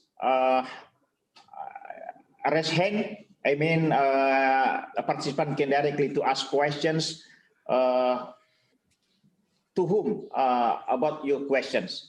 To Miss Alida, Man Alida, or Professor Ismail, and then Prof. Ridwan. You can also chat in our chat column, yeah? Okay. Okay, the first questions from Ibu Nilma, ya, Wilma, ya. Okay. Ibu Wilma, please. Please active, yeah, okay. Okay, thank you, Mr. Abdul Malik. Welcome. Please allow me to ask Ms. Elida. Okay. Okay. Good morning, Ms. Elida. Good morning. It's good to see you in this virtual conference.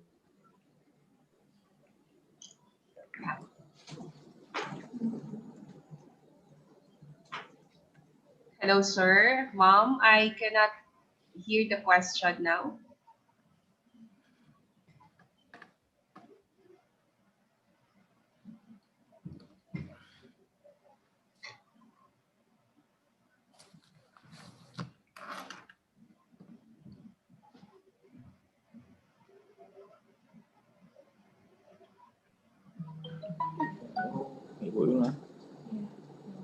Ada trouble.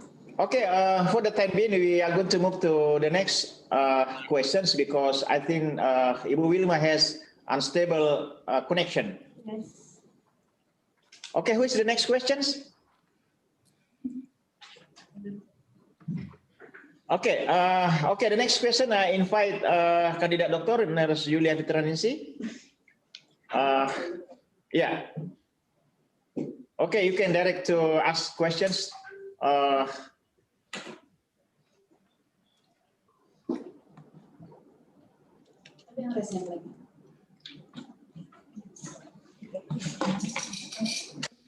Bismillahirrahmanirrahim.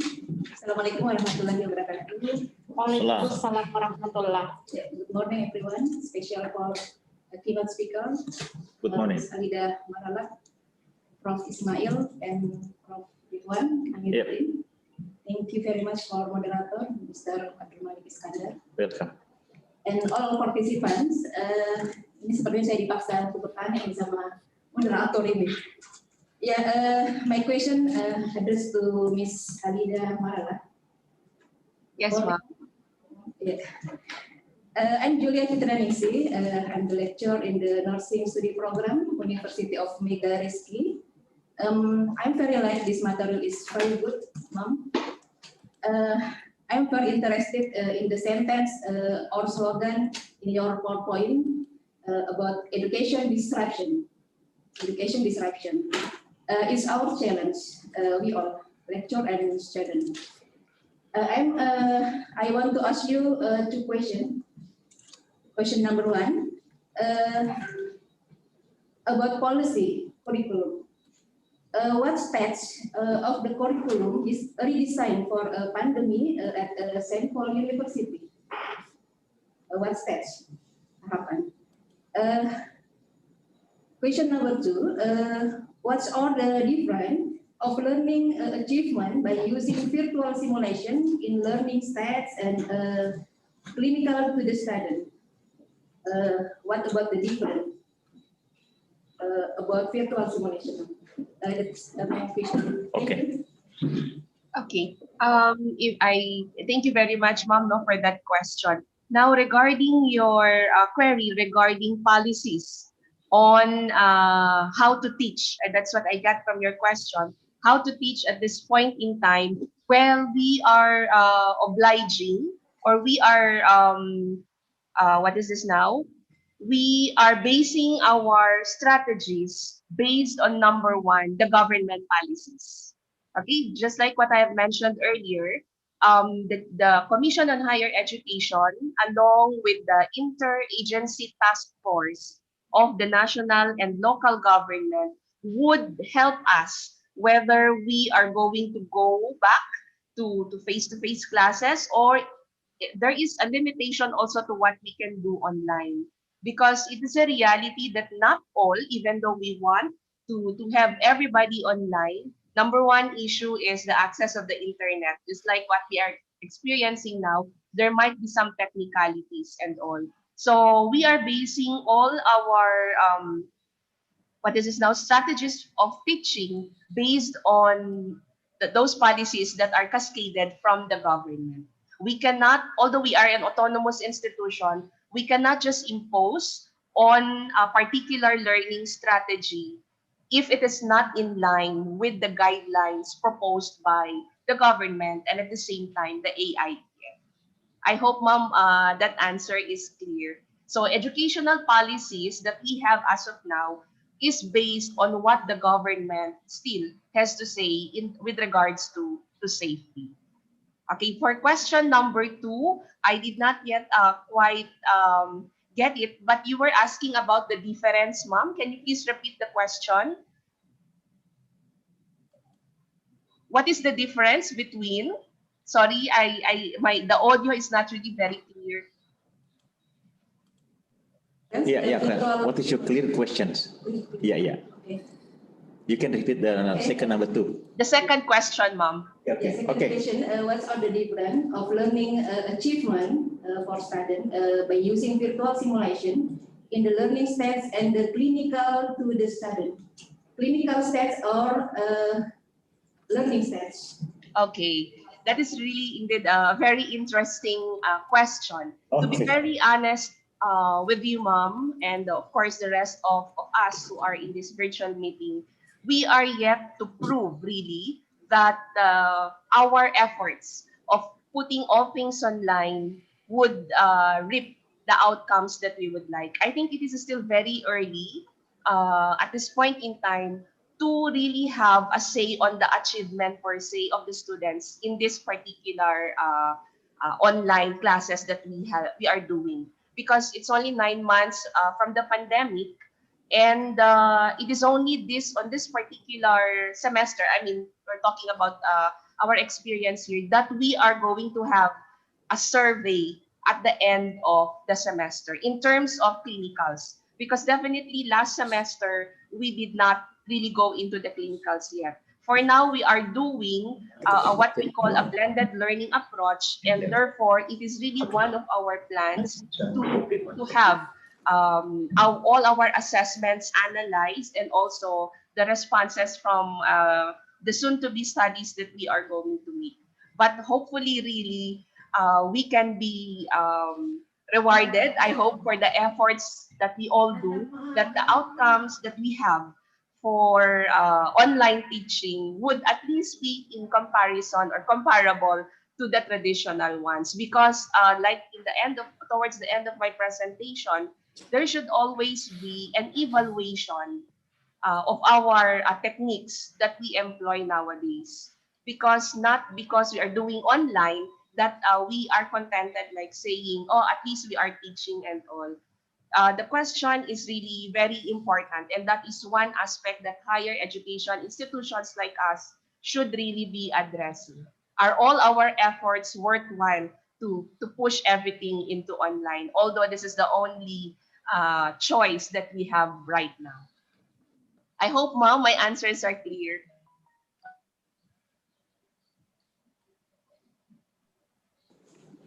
Okay, thank you so much, Ma'am Alida. I seen this very complete answer.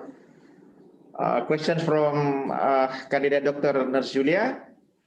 And then the next questions we are going to check first from chatting, from our chat. Maybe there is the next questions. Mr. Malik, can I ask to Miss Alida? Mr. Malik. Okay. Nursila, okay, you coming back? Yeah, okay. Okay, I'm sorry, I had trouble about my internet at home. Yeah, okay. Okay. Go on. Thank you very much. Miss Elida, allow me to ask you about some question. What do you think about the disparity and inequality to adopting educational technology that can impact our nurses' standard of competency? Okay. Yes, as you know, as we know, yeah, every university in our country doesn't have some resources to adopting the educational technology. Okay, that is indeed again another very interesting question, Mom, because you see, like what we have right now, that the challenges that we experience online are very real. So technicalities, and then of course the access to it. And as I was listening to the two other speakers a while back, now no more than ever, there should really be a move from the government, okay, specifically to dispel this educational, not just in terms of education, actually, it is more on healthcare. And of course, if we have one disparity, or we have a disparity in one aspect of life, there must probably be a rollover into other aspects. And more than ever, education and healthcare are the ones now whose disparities are being highlighted. Definitely, and personally, my answer is there is so much what is this now, disadvantages of the health as well as educational disparities that we are having. A very good example, Mom, is those who do not have internet access. They may be very smart and bright students who have a very good future, but because it is not their fault and they should not be penalized, they do not really have access to technology, so they cannot also progress with their education. Actually, that is the biggest challenge that we feel now. In as much as everybody wants to go online, it is a reality. Not all households have internet. So if you have heard also my presentation, our own experience in St. Paul University has helped us to develop. Okay, there are things that we can do online, but we are not forgetting those students who do not have the capacity. So that is why we upload our videos, we also upload materials. And if there is a possibility, okay, that they can send somebody from the university to get materials so that they can just, do it all online, then that is what we do. So we have online classes, we do modular, and of course, we are very flexible in terms of their requirements and all. Because as I have made mention earlier, it is not their fault that the disparity and the inequality is there. Okay, Mom? Am I able to answer your question? Yes, thank you very much, Miss Elida. It's great explanation. Okay, thank you too. Answer from to candidate doctor, ya. Wilma is in Jakarta and Julia is in Makassar, Hasanuddin University. Okay, two questions is finished to Ma'am Alida. So now we are going to move questions. The next question to from chat. Yes. To Professor Ridwan. Yes. I hope Okay. Eci, please read questions to Prof. Ridwan. Okay, sir, I will have to read the question. There's a question from Muhammad Yahrif from Universitas Megareski. That the question is addressed to Professor Ridwan about public trust and the public awareness. Pak Yahrif, sir Yahrif, are you listening? You can ask the question directly if you still on this. Pak Yarif, Mr. Yarif. Hello. Where are you, Mr. Yarif? Are you still in? Are you still Okay. in? Okay. Yeah. Yeah. Okay. Pak Yarif, you can ask directly to Prof. Yes. Okay. Yeah. Good morning, Prof. Yeah, good morning. This is my question about the public trust and then the public awareness. Actually, this is my experience. I ever asked some society about that. Do you believe about COVID-19? And then actually some of them didn't believe about that. So that way, what should we do to tell them that actually the COVID-19 is real? Yeah. Yeah, because they don't believe it. They ignore about social distance, and also they ignore to use masker. Yeah. Okay. Okay, That's all. Thank you. Yeah. Thank you, Yari, for your question. This is a very good question to share about the awareness, about knowledge our community or our people. If we are talking about public trust, it means that we are talking about our belief or believe our community to government, that our government have enough capacity to manage or to control COVID-19. This is about public trust. If we are talking about public awareness, it means that this about knowledge our horizon, our community, internal community to manage or to control COVID-19 itself. So it's very different. Some people in our community always say that COVID-19 is only a myth. It means that there is he or them does not believe if COVID-19 exists in our people or in our community. This is our challenging to help promoter or to help worker to control COVID-19, because this is about the good news or the right news to provide. We have to provide to our community. This is our challenging to inform to our community, to educate our people, to improve literacy of our community, to improving their horizon about COVID-19. This is very hard to solve COVID-19 if number of people high to there's not belief about COVID-19. Some people based on religion, based on tribe, there's not belief about COVID-19. It's because there is not limited information to their access. This is about access of information. So we have the responsibility to inform which one right to about COVID-19, from transmission, how to control, how to manage, how to, if you infected COVID-19, what we can do, or if you high severity COVID-19, where we are going to. These are our challenging to monitor or to control COVID-19, Mr. Yarif. Thank you. Okay, thank you, Prof. Moderator, please. Okay, thank you. Thank you so much, Prof. Hello, participants. I invite 3 questions from lecturers. Maybe there is questions from students. Do you have questions in chat from students? Not yet, sir. Not yet.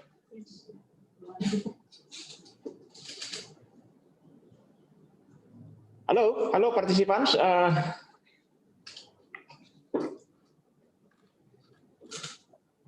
We have still much time for this session.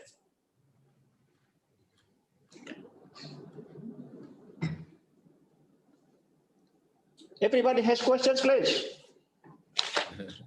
You can write in the chat, or maybe you can raise your hand and directly ask questions.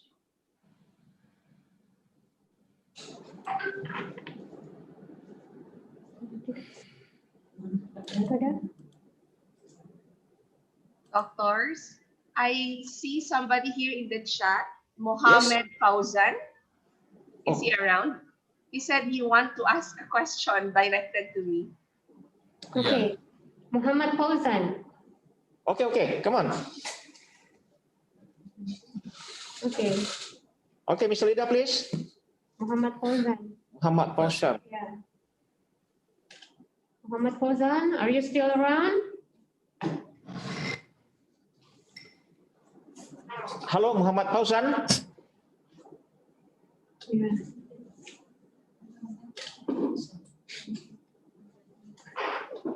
Sorry, I can use my audio. some trouble in his audio.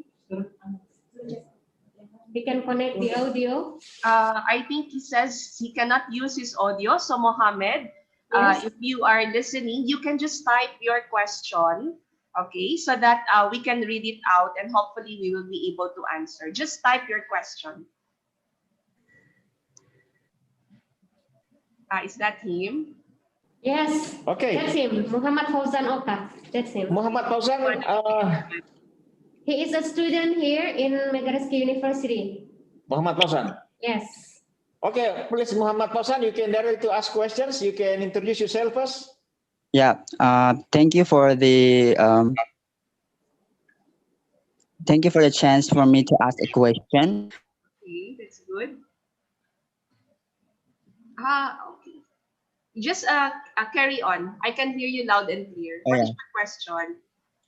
My question is, how can the student and the parents facing the challenges of the online class, especially now, even though the government have a lot of help to the parents to support their children to using some of the good technology for the online class, but some of the people can afford the technology for it. How can we inform, how can we as a student have the good information to the education about it, especially on this pandemic situation for the pure people and the purest people? Thank you. Okay, thank you very much for that, Muhammad. It is indeed a good question, and I'm glad that a student is asking because it means to say you are concerned with your studies. Now, the first thing that we actually did was to, before we started with the school year or summer last year, I should say, or summer early this year, we talked first to the parents because we know that they are the ones sending their children to school. And so we actually oriented them on what is the plan of the university. And we presented to them the survey that we had regarding their children.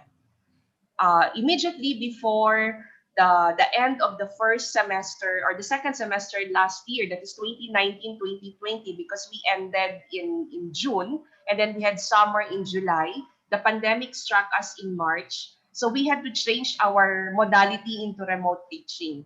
From that time on, we tried to survey what do the students have to say regarding online teaching, and then we incorporated their ideas and their feedback.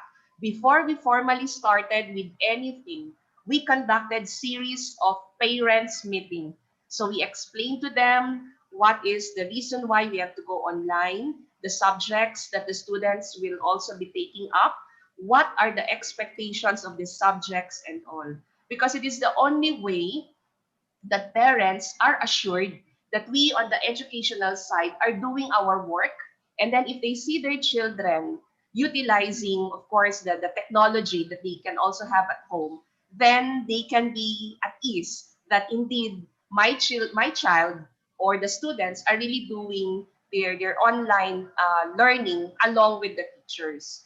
Actually, the setup that we have now in most of our subjects, since we cannot go to the clinicals, we inform the parents that in cases we're in, okay, the nursing students would have to assess a patient.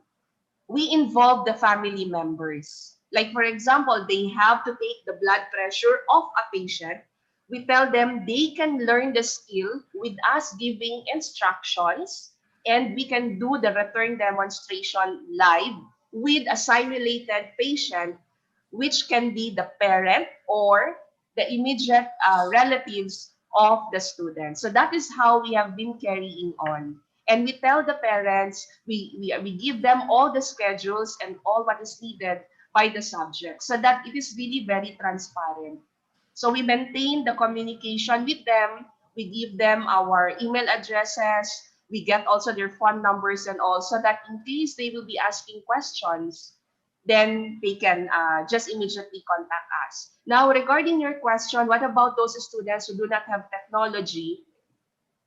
We tried to sort that out, and we also came up with the survey who among the students are challenged with the use of high-speed internet or Wi-Fi, so that we can have another, not really a separate modality, but we try to incorporate. Okay, we try to incorporate a lower end technology to understand their needs. But you know what we found out after we talked to the parents? They were already very much willing to invest on internet. Okay, and the government also, some local government units here in the province that the university is situated, they allocated some funds so that students can have access, in common areas while they are doing their coursework. So everybody had to readjust. But the parents, being the ones really who shoulder the responsibility of sending their children to school, especially that we are a private university, they had to be oriented first. And if there is no other thing that could replace proper and timely communication with parents, so that they would understand what instructional delivery they are going to use. Okay, Muhammad, thank you for that. I hope I answered your question. Okay, Muhammad Yusri. Siapa tadi? Muhammad Fauzan ya? Yeah, Muhammad Fauzan. Okay. Yeah, Yeah, thank okay. you, Miss Alida. Thank you too. Okay, that is question and answer.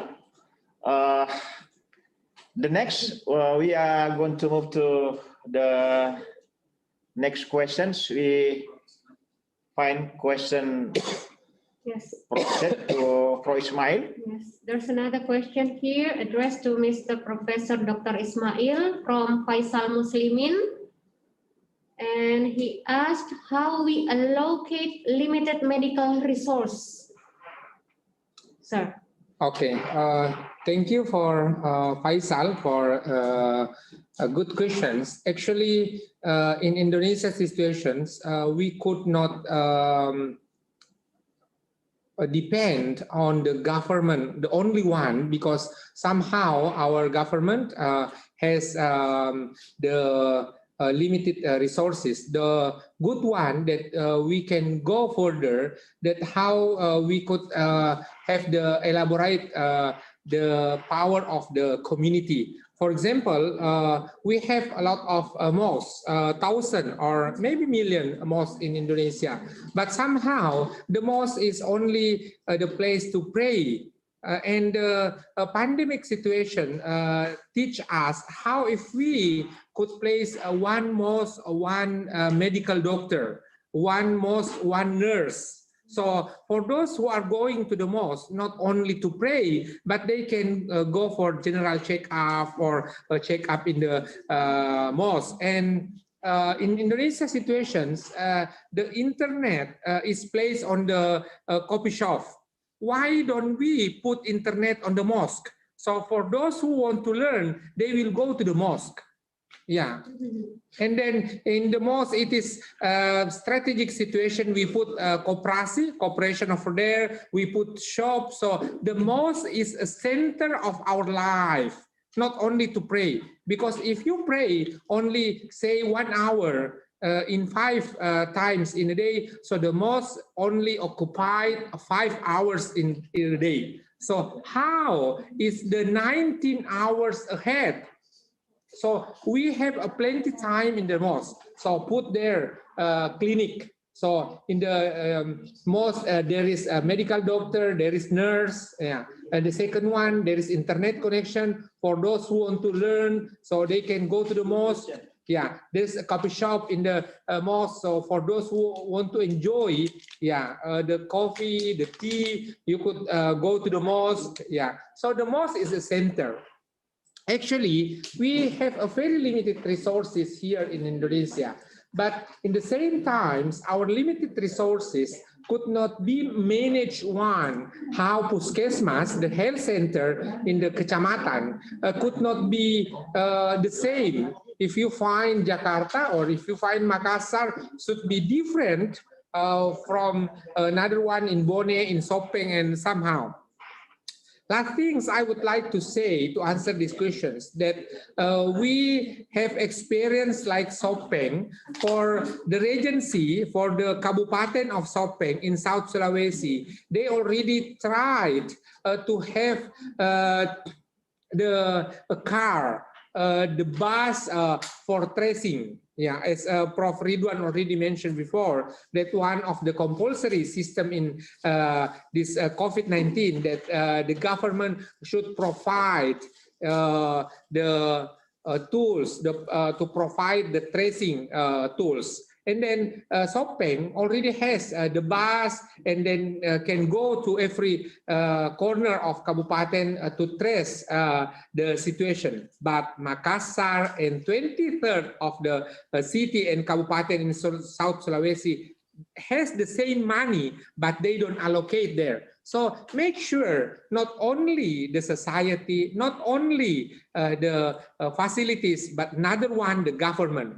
The government that we elect in 5 years, not to buy our vote, not to buy our voice, but we should elect the best of us to manage our situation, even in the disaster. Thank you. Okay, welcome. The next, thank you, Prof. Very complete answer. Actually, we have some questions, yeah, in YouTube, but practically can you help us how can we get it questions from YouTube, because now we are.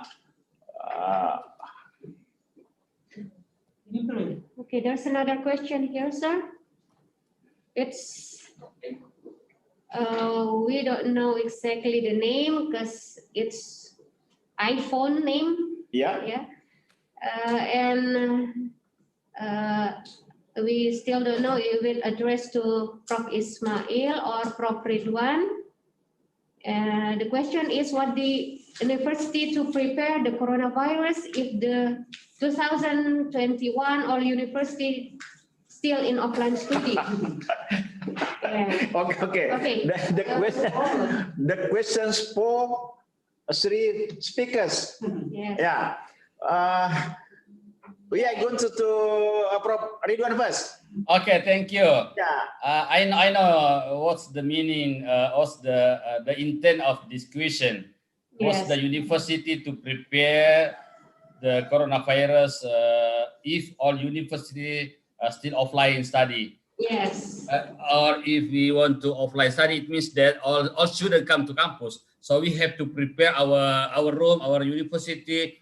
How to our university? It's not a cluster university. So we have to prepare. The first is number student 50% for loading our room class. And the university already prepared about hand sanitizer or hand washing with soap, and all students, all academic staff, all have to using wearing mask. And then we have to social physical distancing. We have to provide no canteen, no group work. We have to make sure that all activity there is no community transmission of COVID-19 in our class. That is very important thing. So all students have to know the protocol kesehatan or health protocol, and we have to tight implementation health protocol in our class. All students using or wearing mask. All lecturers wearing mask. And then our class only 50% using classroom. And then there is no canteen. There is no working together in our campus. That's very, very hard to maintain. This is our new culture to to control transmission COVID-19 in our university. That's all. Thank you. Okay, thank you very much, Prof. Okay, that is all from Prof. Ridwan. Now we are going to listen, I think, from government policy from Philippines concerned with handling of coronavirus, especially in campus. Alida, can you? Hello, Mama Lida. Do you have any idea of the same questions? I thought the question will be given first to Dr. Ismail. Okay. For our part, as I have mentioned earlier, with the question of Ma'am Wilma as well, we are depending on what the local government has to say. Because in our constitution, it is by our law, although we are an autonomous university, there is the supremacy of the local government in telling us whether we are going now to go back to classes face-to-face or not. There are already now consultations going on all around the country, and yesterday we also had the chance to answer a survey by our Commission on Higher Education. Should really there be a unified move or a national move to reopen classes? Now, our first consideration is the epidemiological thing. We do not want our universities and our schools to be the new sources of infection, definitely. So therefore, we are looking into, just in case we will be given the permission to have offline or face-to-face teaching, we are going to have only limited students. And at the same time, follow exactly the best evidence-based protocols on how to reopen the school. Because there are too many ethical issues as well. And on our side, if we go back to the clinicals, we have to assure the parents, the students, and the other stakeholders that the students and the teachers will not be infected. Or at the same time, we are not bringing more infection to the hospital. So that is the first thing that we are considering, the epidemiological point of view of when exactly we are going to open. Of course, everybody would like to go back to some sort of normality, but ethics and at the same time, the issue of safety should be the first priority to answer. If we have good answers for that, then we can slowly go back to the normal face-to-face. But in case we find out in the survey and in the real perception of people on how safe it would be to reopen the university, then we might as well have, we have to continue with this particular plan. More than any professions, I guess, it is the healthcare professions who are really being looked upon because as I've mentioned in my presentation, how can we train the students without bringing them to the hospitals? But in the process of bringing them back to the hospitals, we have to ensure that everyone is safe because we do not want to start another wave of infection coming from the university side. Okay, I hope I was able to shed light on that, sir. Okay. Okay. One more. Sorry. Okay, Prof. Yeah, one question from Suharti to Prof. Ridwan. What should be considered about Indonesian government policy which will open school on January 21? It's similar, Ms. Alida said that if we want to reopen school, we have to looking for epidemiologic data in one area based on WHO recommendation that COVID-19 control if positivity rate below 5%. As we know that in Indonesia nowadays, the positivity rate is around 12%. It means that there is not enough to reopen school on January. This is very dangerous in Indonesia to reopen school on January because we have still high positivity rate around 12 until 70% in Indonesia nowadays. Yesterday in Sulawesi, the positivity rate is around 70%. It means very high compared the WHO standard. WHO standard mentioned that COVID-19 already controlled in one area if positivity rate below 5%. So there is no reason or there's no not enough if we reopen school on January. This is very dangerous for our students. That's dangerous for our lecturers. That's all, moderator. Thank you. So it means we are still virtual learning, yes? Yeah. We have to prepare to virtual learning until 2020. But Prof, we get bored so much at home. Yeah, we have to maintain another activity. Okay. I see, Prof. Before coming to the next questions to Prof Ismail, I look. We have a questions from Philippine student. Yes. Coba. Halo, Maria. Halo.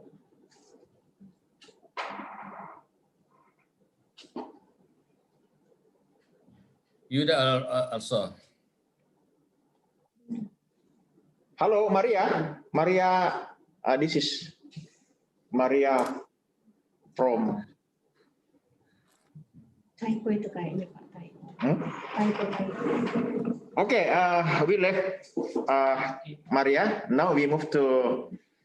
We are going to stop of this session questions. We have more, maybe 10 minutes again. Yes, we still have 10 minutes to 12. Now we invite from Ismail. So there is a question for him. Thank you, moderator. Actually, we didn't close the school or university itself, but we moved to online teaching and learning. I would recommend, if I'm a government, we still doing this one until 2022. Why? Because while you are bored at your home, where will you go? And the best place for us in our home. Baiti Jannati. Oh, yeah, because Baiti Jannati. Oh yeah, yes, Prof. So everyone is born in their home. Oh my God. So your home is not a good place. Where do you want to go? Where do you want to go to the mall? Go to the market? No. Stay at home and prepare. This is the best time for us. I want to share with you all. Before I teach another student, I teach another kid for reading Holy Quran. When the pandemic situation coming, I realized that my two daughters, both of them, is not good on reading Holy Quran. When they are going to Mapaching, there is one situation in our Bugis culture. If you want to go married, there is Mapaching over there. And then there is Mapatama. Then the people will ask, who is the teacher of reading Holy Quran? I am sad because if the pandemic is not coming, so when the Mapatama is coming, so everyone will ask who is the teacher, and they will show how my two daughters is not good in reading Holy Quran. But thankfully, the pandemic situation allow me in 10 months to every time to teach my two daughters to read Holy Quran. That's the good things. So your home is the best place to stay. Don't go anywhere. Prof. Ridwan already said 12 to 17 fatality rate in South Sulawesi. So do you want to go for another death in the school? No. Excuse me, Prof. But we have some cases from society, especially for elementary students, elementary school. No students learning, but parents. Yes, another teaching and learning, not only about write and read.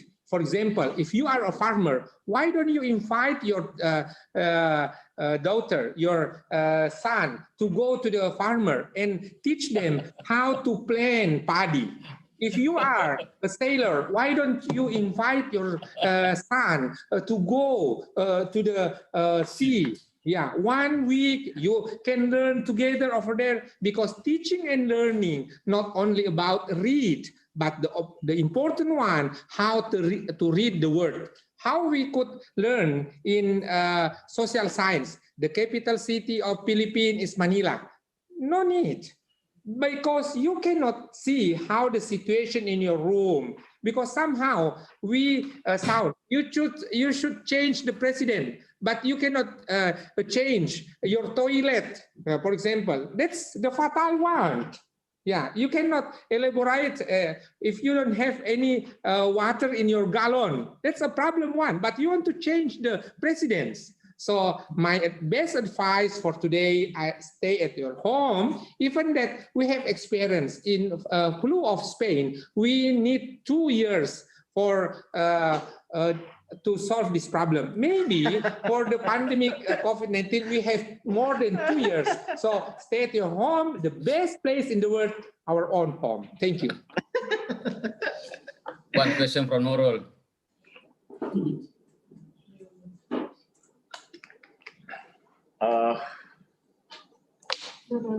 Questions? Nurul will question. Okay. Nurul, hello. Nurul, you can ask questions to Prof directly. Nurul Misbah Rolobesi. Hello, Nurul. Are you still around? Yes, sir. Okay. Yes. Okay. Come on. This nice voice. I want to ask to Professor Ridwan about what do you think about the best way to carry out social restriction on children in the current pandemic era, which is known that many social activities have been carried out in public place and workplace where most do not apply health protocol. Thank you. Yeah, okay, Prof. She is the university student of Megareski. Yeah, that's very good question. I think Pak Ismail already answered also this about the best social activity in this pandemic. So each family have to support each other. This is very important. The second one, each family have to mention about the protocol in our family, health protocol in family, how to washing hand, how to wearing mask, how to social distancing. We have to teach, we have to learn our children about this protection here or himself to COVID-19. This is very important thing. All family have to health protocol about COVID-19. And then all family have to support each other in all activities. All family very aware about the situation, about the condition of each member of in one family. We have to support each other in this situation, and involving our children in our activity. As Mr. Ismail said that bring your children in your activity, in your daily activity. Bring your children in your file activity. Bring your children in farming. Bring your children in the social activity. This is very important thing. Not only watching TV or game online. This very dangerous in our children also. That's a moderator. That's all. Maybe Miss Alida or Pak Ismail, you can explain more about this one. This very related with your majority. Bayor, thank you. Thank you so much, Prof. I think time limit us. I think session discussion of 3 keynote speakers, it's finished. And then thank you so much. Thank you so much for our keynote. I think they are very fantastic presenters. And then and also thanks to special for the participant ask questions, best question I think.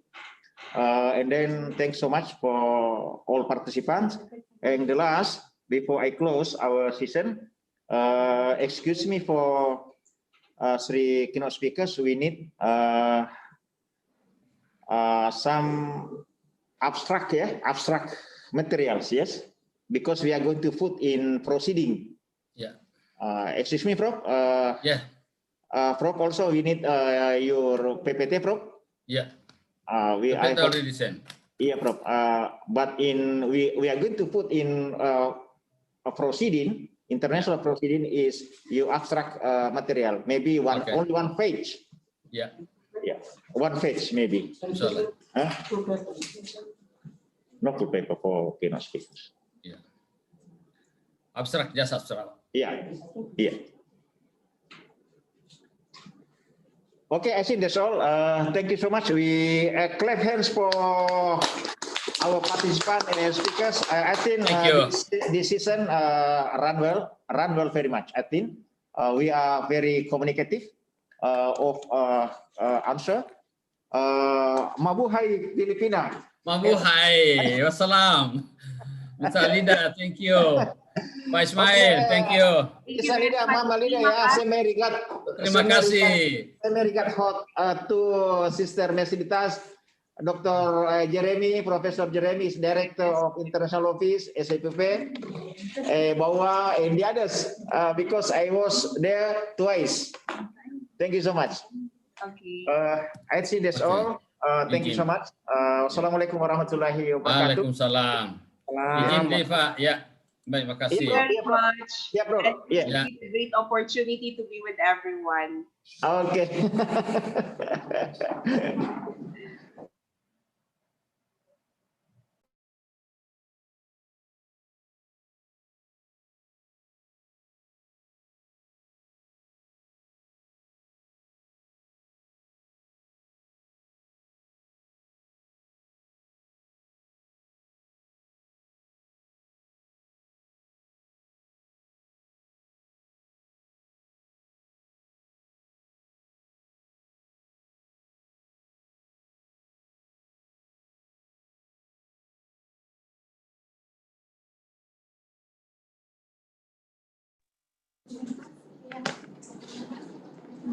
Okay, as your information for the audience, for the session 1 with 3 keynote speaker is already done, and the question and answer session is running very well. And now we are going to break time, and after the break time we will continue into the session 2 in 1 o'clock with 3 more keynote speakers. Prof. Nur Aisha Buang, Ph.D, Sister Merceditas O.Ang, SPC Ph.D, and Professor Srirath Gohwong. Alhamdulillah bagus jaringan. Sempat tadi terkendala sedikit di jaringan.